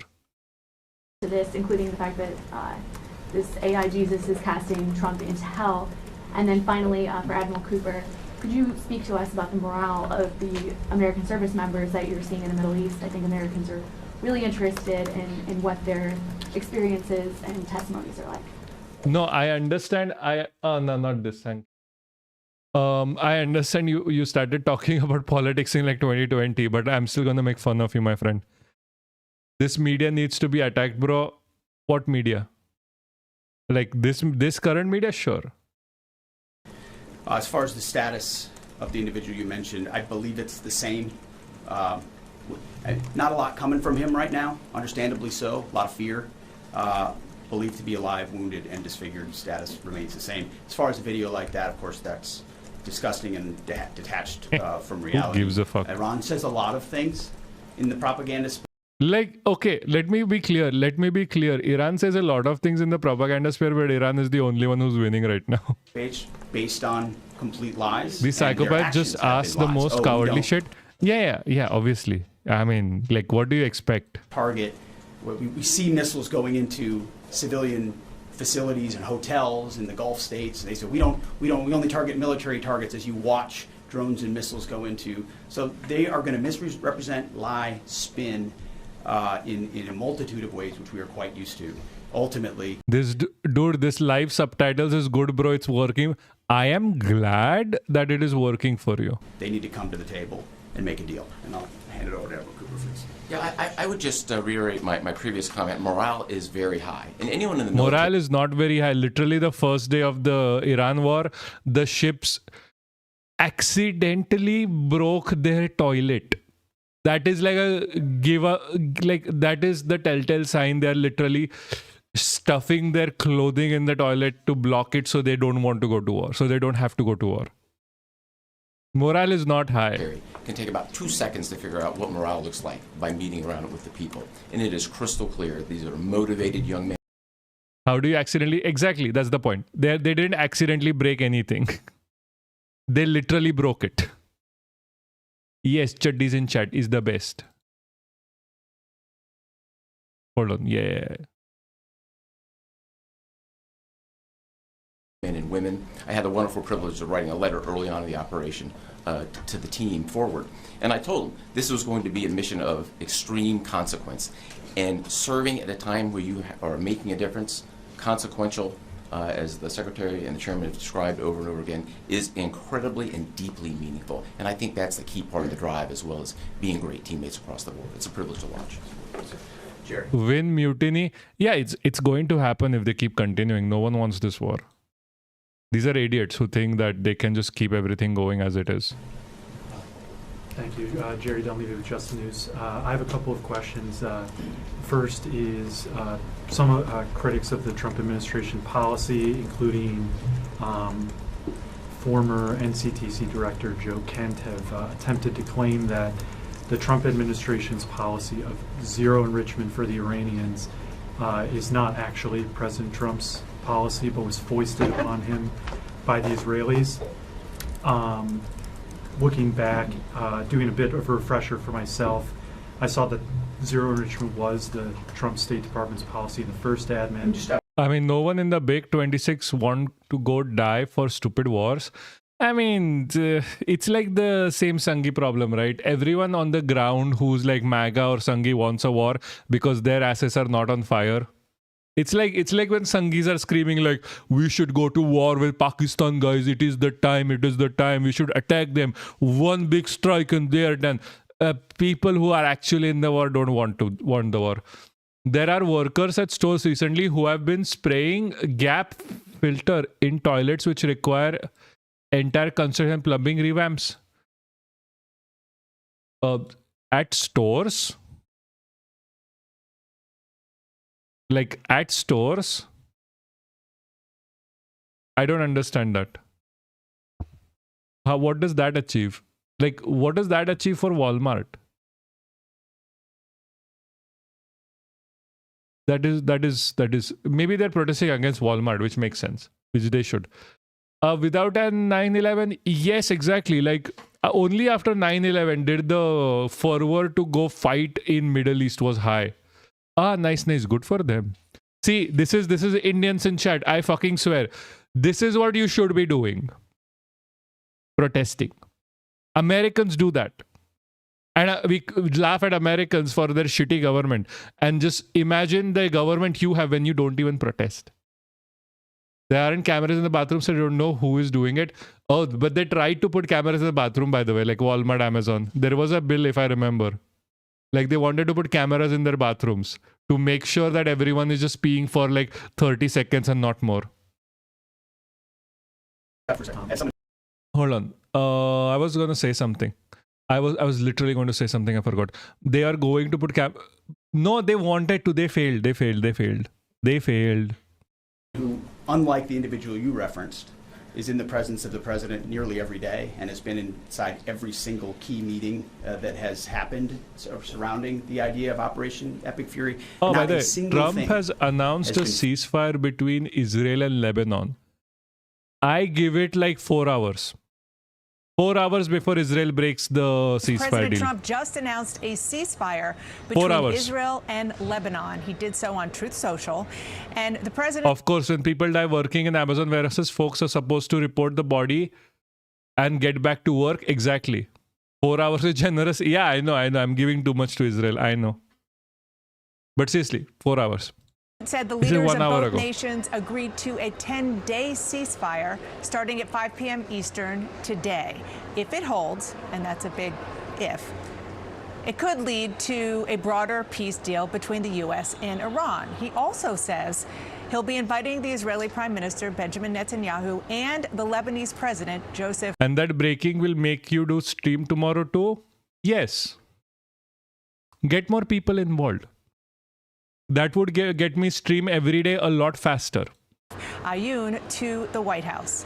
I want to get straight to CNN international diplomatic editor Nick Robertson, who is in Islamabad. Seriously, if we get big enough, like not just like a few thousand people here, I understand it sounds a bit too high considering we have 122. But don't forget, we had like a 0 like 2 months ago.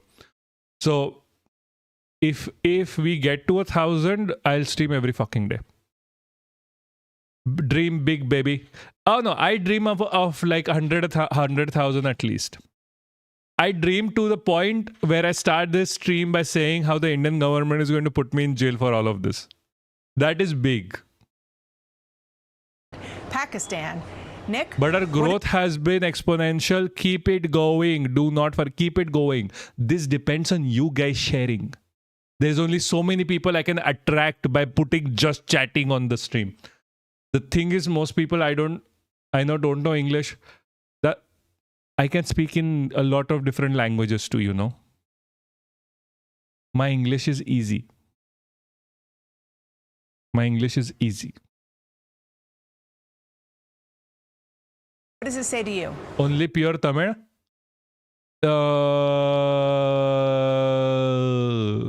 Marathi imposition at least a little bit. Yeah, it says a number Share anyway, god damn it. Share anyway. Doesn't matter. of things. Of course, the Pakistani... Literally, like I'm telling you, Yakman, even with earlier about the Delhi thing, stop worrying. Don't worry. Start doing. If I ever worried about like all of this, what is the best, what is not the best, I would never be streaming. I would never be here talking to you. I would have never met such great people. I would have never met such people. Is that construction correct? Sometimes in life you just have to do and not keep worrying about like, do they know Tamil? Do they know this? Do they know that? It's like, this is another issue with Indians, by the way. We are so worried about how things going to end up. We cut our feet even before we start to walk. Dude, I'm literally made to think and worry because I am preparing for NEET. I shit you not, I passed NEET without even trying. The examination asks you no different than what you've already studied. You know what is the... Don't dread the end when you haven't even begun. Exactly. You know the thing to pass NEET. You wanna pass NEET, Yakman? There's only one thing you have to do. Don't choke. I tell you, NEET is extremely easy. You can pass NEET with good marks if you are not stressed, so fucking stressed that you don't remember what you have studied. That is how easy NEET is. All you have to do is keep a cooler mind. If you are worried to no end, you are never passing NEET. Because the test doesn't just test you for information gathering, it also tests you for what you do with that information. And the only way to get better at that is to keep calm, or you'll start forgetting what you have learned already. And I know what you're going through. I've given all of these exams. Literally, I got GATE qualified. I didn't even buy the textbook and I qualified fucking GATE. Seriously, I qualified GRE. I did not study for it. IELTS, same shit. IELTS. I just call it IELTS. I am not kidding you. If you really want to qualify NEET, stop worrying about it. Give yourself some space. I'm not saying don't study. Definitely study. But if you keep worrying about qualifying yet, keep qualifying NEET, you're never qualifying NEET. That is what it is. There's nothing more. A calm mind is the only thing that will get you through. And I know it is hard.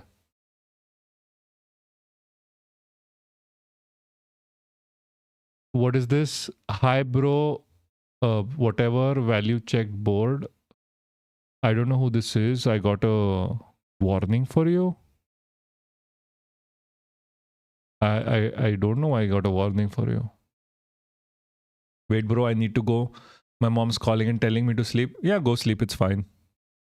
Lead negotiators, the most powerful politician in the country, Field Marshal Asim Munir and the Interior Minister, have been in Tehran over 24 hours now, meeting with top Iranian negotiators. Sleep good for body? Yeah, I guess. Good night, brah. We don't know how those talks have been going, but we absolutely know that Iran had explicitly said it wanted a Lebanon ceasefire between Israel and Hezbollah to be in place and part of the bigger ceasefire picture. So what does this do? This gives the Pakistani negotiators some leverage at the table with the Iranians to get them to soften some of their positions. Because when J.D. Vance left Islamabad I have a question. Do you think we can raid Hassan? Like, do you think, because Hassan just started streaming, do you think if we raid Hassan, we'll get a shout out?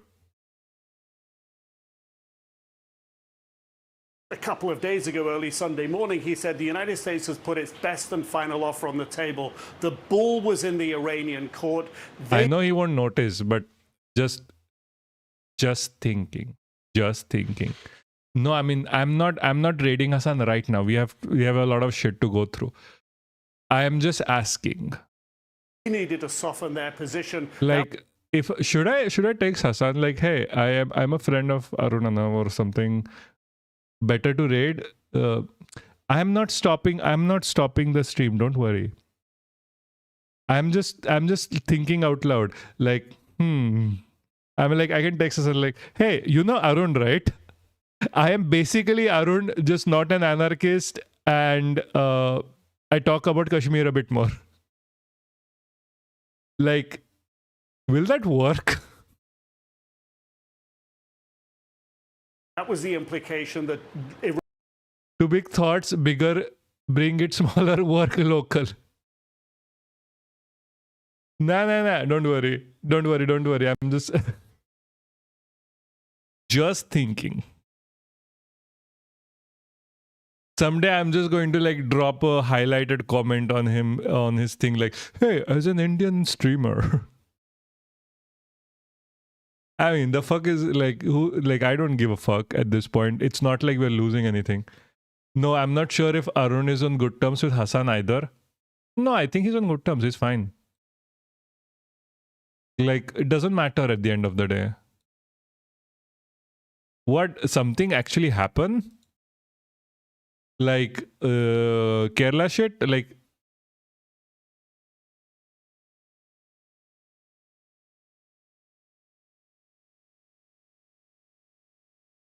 what happened?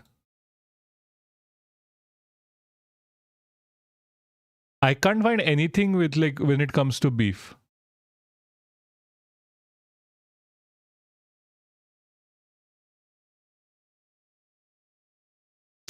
Oh, it is okay. They have not watched the documentary.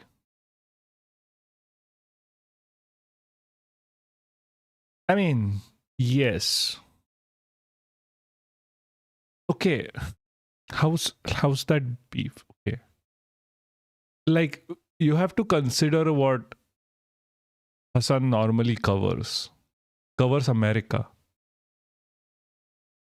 Like, we haven't watched the documentary either. I mean, we don't matter in this scenario. See, I understand, but Tamil genocide covered by Indians is going to be a lot more effective than covered by Hassan. Like, at the end of the day, it's going to be like, oh, look, he watched it and that's there's no political gain from it. I don't think, at least. He watched docus before. No, he watched documentaries before. I'm just thinking like why he hasn't come across watching it. But I don't know. I'm just trying to like, okay, I am just trying to think of it from Hassan's side and Arun's side as well. It's like I have no ball in the game. I have no bones to pick.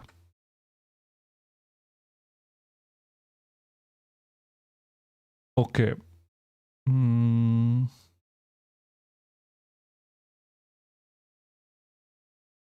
Okay, so basically Arun has been trying to make it known, but it's not. Okay. I get why Arun is pissed. Yeah, true. I'll talk to him eventually someday. See, first let us get big and then we'll talk about LM thing with Arun. At this point, I'm just thinking how much effect can we actually have. Like, I want to talk about that Tamil genocide as well. But I have no idea what is going on with Tamil genocide. I can barely pronounce the names. It's just like this would be me talking about like Fourier expansions. I mean, to be fair, I understand Fourier expansions more. Okay, this is like me talking about Jesus. What do I not know?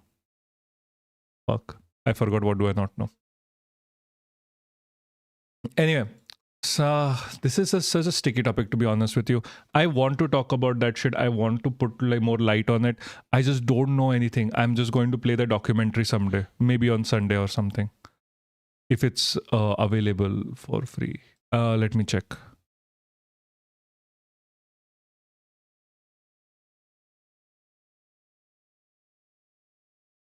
Is it available? Let's give that documentary 3 more views through this.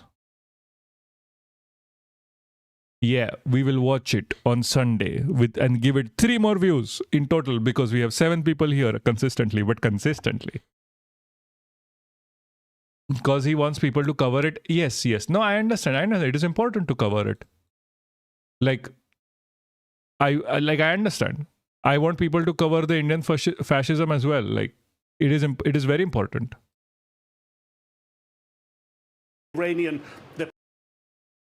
Let's make noise about it as much as we can. Pakistani negotiators have been there trying to make that happen over the past 24 hours. But I think one of the key takeaway here for the Iranian will be that President Trump played such a prominent role, as we'd heard about this ceasefire in Lebanon as being on, as being off, that the Lebanese president wouldn't have a conversation with the Israeli prime minister.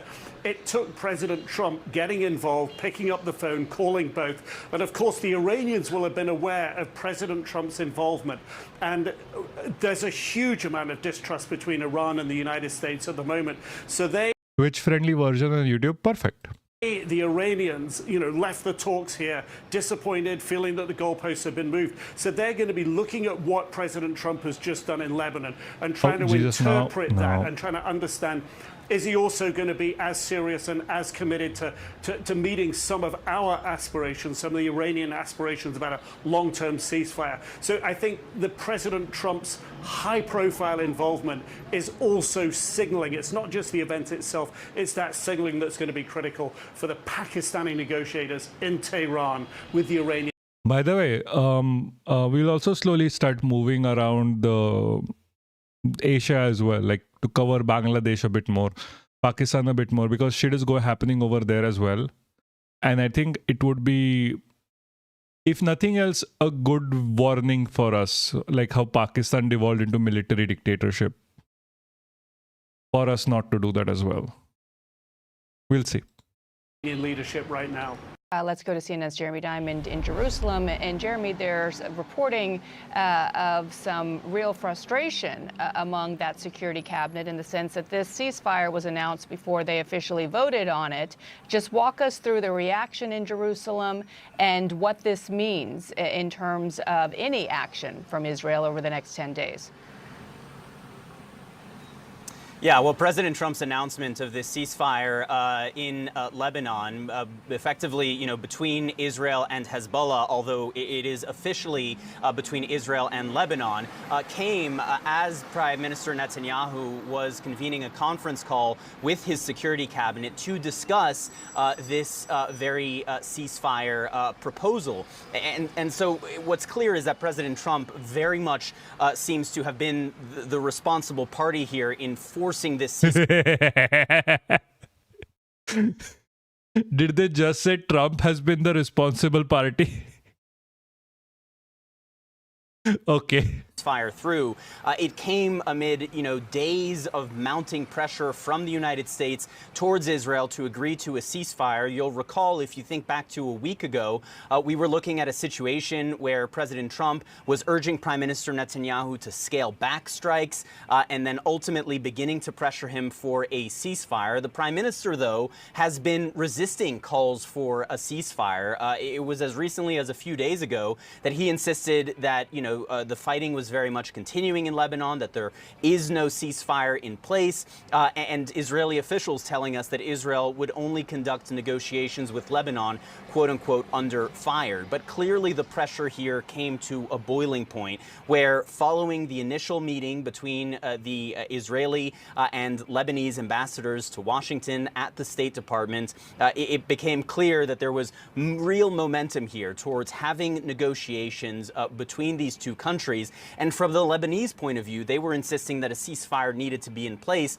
in order for those discussions to develop. In fact, it was only today that we saw that after the notion was floated of a call between the Israeli Prime Minister and the Lebanese president, the Lebanese basically said that that was not happening, and that seems to be largely in part because a ceasefire was not yet in place. And so very shortly following that, within a matter of hours, we now have this announcement from President Trump that there will be a ceasefire agreement taking effect officially at 5 p.m. Eastern time, so less than 5 hours from now. And in addition to that, we also saw this quite striking announcement of the president inviting the Israeli Prime Minister and the Lebanese president to the White House in order to engage in peace talks, in broader talks about normalizing the relationship between Israel and Lebanon. These are by far the most substantive negotiations we've seen between Israel and Lebanon in more than 40 years, since 1983. But even since then, we have never seen fully normalized relations between these two countries. And now that very much seems to be the aim of this White House. The bigger picture, of course, is the U.S.-Iran ceasefire. And President Trump seems to have brought this pressure to bear on Israel, in part in order to keep that U.S.-Iran ceasefire alive and to kind of continue pushing forward the diplomatic solution on that broader conflict. Okay, I just checked. So it's like a 3-hour long documentary. Very much needed to be tied total, to a pre-war and ceasefire post-war agreement in Lebanon as well. The Iranians have been insisting on it for some time now. And now, again, we do see this announcement of a ceasefire. A number of questions still remain, but a major announcement now from the president. And Jeremy, so how will Netanyahu, why is there just a random, I think that's Lebanon, though, frame this ceasefire between Israel and Lebanon domestically? I mean, obviously, yes, it's temporary, it's only 10 days, but for voters who are a bit more to the right, who are a bit more sort of security-minded, he doesn't want to look like he has backed down or offered sort of too many concessions. How will he frame it? Yeah, but Netanyahu doesn't like the ceasefire. I'm just letting you know. He's going to do his very best to attack Lebanon. And it's not even just the right in Israel. I mean, 80% of Israelis, according to recent polling, wanted Israel to continue striking and fighting against Hezbollah in Lebanon. They were, this is a country where the majority of the country was not in favor of a ceasefire with Lebanon. And that is a very real political reality that the Israeli Prime Minister is and will have to contend with. Hold on, let me do something, okay? Give me 1 second. Where is this? Okay.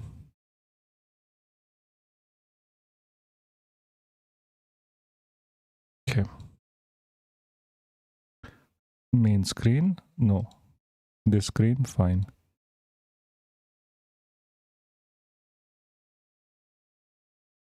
I'm just going to be a bastard about this. I'm just going to be a bastard about this. There you go. What? What happened? What happened? There was a violation of the ceasefire? What? What? Hold on. What?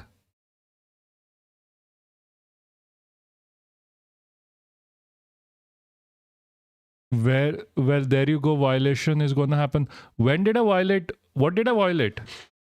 Hi, how's yours? Fine, fine. Not too shit going on. There's like, I mean, no, he said that public wants to continue bombing. Yeah, I know. Public, like, Israeli public is going to want to continue bombing anyway. I was like, the fuck did I just do? And hold on.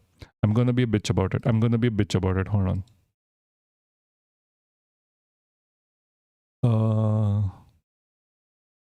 Text.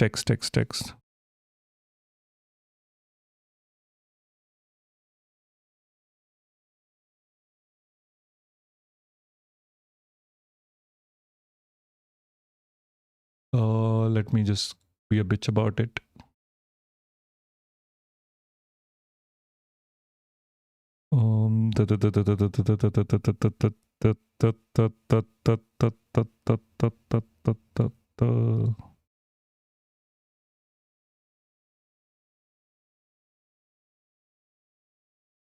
I give them 4 hours.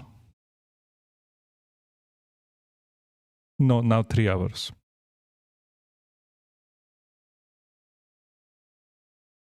Certainly lean on the fact that it is a temporary. I'm just going to be a bitch about it. ceasefire. If I'm right about this, I swear I expect all of you, not Scarborough, all of you to join the tier 2 sub. That it is in Literally order all to of you allow that are for here. the possibility of negotiations. Maybe he will signal that he sees a potential major breakthrough on the horizon that could kind of begin to change the face of this region. But so many challenges still remain. You know, as Israel and Lebanon engage in these negotiations, the key will be disarming Hezbollah. And while the political will certainly now exists in Lebanon in a way that it didn't before, the capacity to actually carry that out. It's pronounced Sarb. Oh, what? This guy? Certainly now exists in Lebanon in a way that it didn't before, the capacity to actually carry that out. Oh, your name, Sar, Bo. Okay. I'm sorry, Sar. Like, Tsar? More like Russian? Tsar, Bo? Maybe? On the ground is still lacking. The Lebanese army is incredibly weak, in particular as it vis-a-vis Hezbollah's paramilitary strength inside of Lebanon. There's no desire in Lebanon for aggressive action that could potentially tilt the country back into civil war. And so there are a number of considerations, and Lebanon is going to need some real international support in order to actually carry this out, and a broader kind of political and diplomatic framework in order for it to happen. One last thing that we're still waiting to hear about is what happens to the Israeli military positions inside of Lebanon, because we have Israeli troops right now inside of Lebanon, as far as 10 kilometers inside of Lebanese territory. There's nothing about this temporary ceasefire agreement that indicates that they are going to be withdrawn at this moment. So as we just heard from Nick, Pakistan, Iranians, as we're hoping to see renewed negotiations in Pakistan, Iran is watching closely and seeing that the president, in fact, is delivering. Like, I fucking swear, Pakistan is winning so hard. A ceasefire, but they're also saying something historic. The fact that the president has brought together the Israeli leaders and the Lebanese leader for perhaps a summit imminently. You had officials meeting in Washington earlier this week. How is that angle of all of this sitting with Iran? Well, this puts Iran in a very difficult position. The Iranians would not like Lebanon to fall under the Israeli sphere of influence and the American sphere of influence in the region, and perhaps be the next country to normalize relations with Jerusalem. So while as the Iranians need a ceasefire, and I think Nick Robertson made it clear that this might be a piece of that to get to a better place in terms of negotiations between the United States and Iran, it is a challenge for the Iranians because Hezbollah is quite unpopular.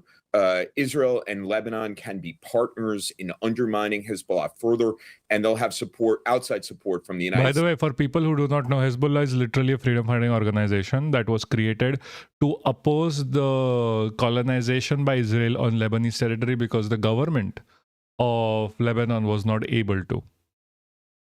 States, Saudi Arabia, and other players like the French. So perhaps the Iranians will support this from a tactical perspective, but over the longer term, I can expect them to try to undermine any kind of rapprochement between Israel and Lebanon. Stephen, I'd like to get your perspective on how this 10-day ceasefire between the Israelis and the Lebanese will affect Netanyahu politically. You know, while in this country, here in the US, the number one sort of main political issue, at least right now, there's a lot of talk about gas prices before the midterms. In Israel, the number one political issue is, of course, security. And there's going to be a lot of fear and concern among Israelis that this temporary ceasefire, that all it does is going to allow Hezbollah to reposition, rearm, regroup. And then on top of that, you've got the fighting with Iran paused without either side, either the US or Israel, anywhere close to achieving their objectives, be it of regime change or, you know, this idea that Hold Iran... on, let me just give a shout out. I have never given a shout out to anyone. How do you give a shout out? Manage poll, follower only chat, sub only. No, let's American logistics catch up. Who cares? Hold on. I really want to try giving a shout out. I know for the first time I am live with someone like animated Sarah. Ayo, come in. Ugh, I am live myself. Hold on. Let me just quickly give a shout out. It's not gonna do much in 10 days though. 10 days is still better for the people that are dying. 10 days is enough for people to get resources in, for people to be like, hey, though it favors Iran a lot more, it does, that's a good thing, but it's also like Lebanon, like Israel bombed Lebanon for 10 minutes, killed 300 people. They need that 11 days to actually help the people. Like, I'm watching the news on the side, like recent updates on the side, and apparently because this was announced, the hospitals in Lebanon have been flooded with patients, the people who could not get out and seek help. Does this work? Yeah, this works. Cool. Do follow Animated Sarah if you can. They are chill. I like them.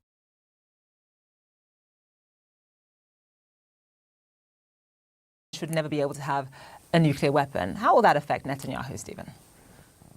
Yeah, in fact, there was a... Yeah, it is... Yeah, Sarah is dope.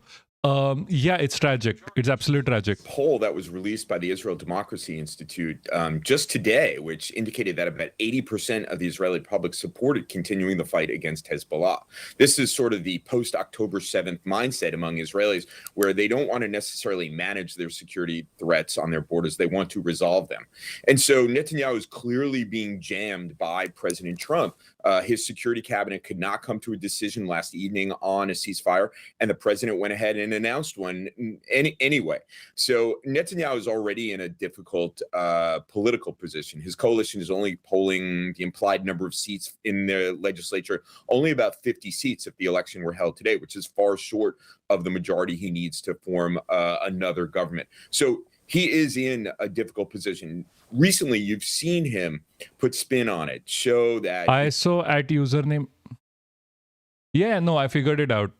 Are you behind? A lot of damage has been done to the Iranians, and he's right. A lot of damage has been done to the Iranian war machine. There's been a lot of damage. Iranian war machines to get better at just like recover. It doesn't take too much. Like Shahid drones are what, $20,000 to make versus like the American drones like a few million. To its proxies. All hail the American military industrial complex for making shit extremely expensive for everyone. But they have not been able to translate those. Yeah, you're behind. You're way behind. Guys, by the way, we might head out soon. It is very late for me. Accomplishments on the battlefield into Israel's strategic goals, and that I think is frustrating Israel. Iran needs to reopen its underground stores. What? Yeah. So, but they are. See, the thing is, what Iran is doing right now is they have moving missile launchers. They store it underground, but if America is bombing them or Israel is bombing them, they literally like dig them out. That is what they're doing. So this is perfect for them. Anyway, guys, I think we need to head out now. I'm sorry to say, this is like late for me as well. We have been going on for what? 4.5 hours today? Discord? Yes, Discord. So who do we raid? Do we keep raiding Sarah? She's doing Haswatch. Do you guys want to watch Haswatch? Okay, we can do that.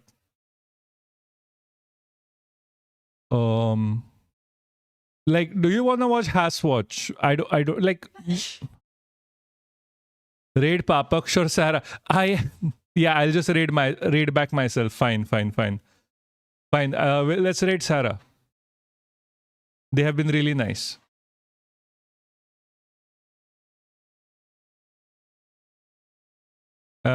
Animated Sarah.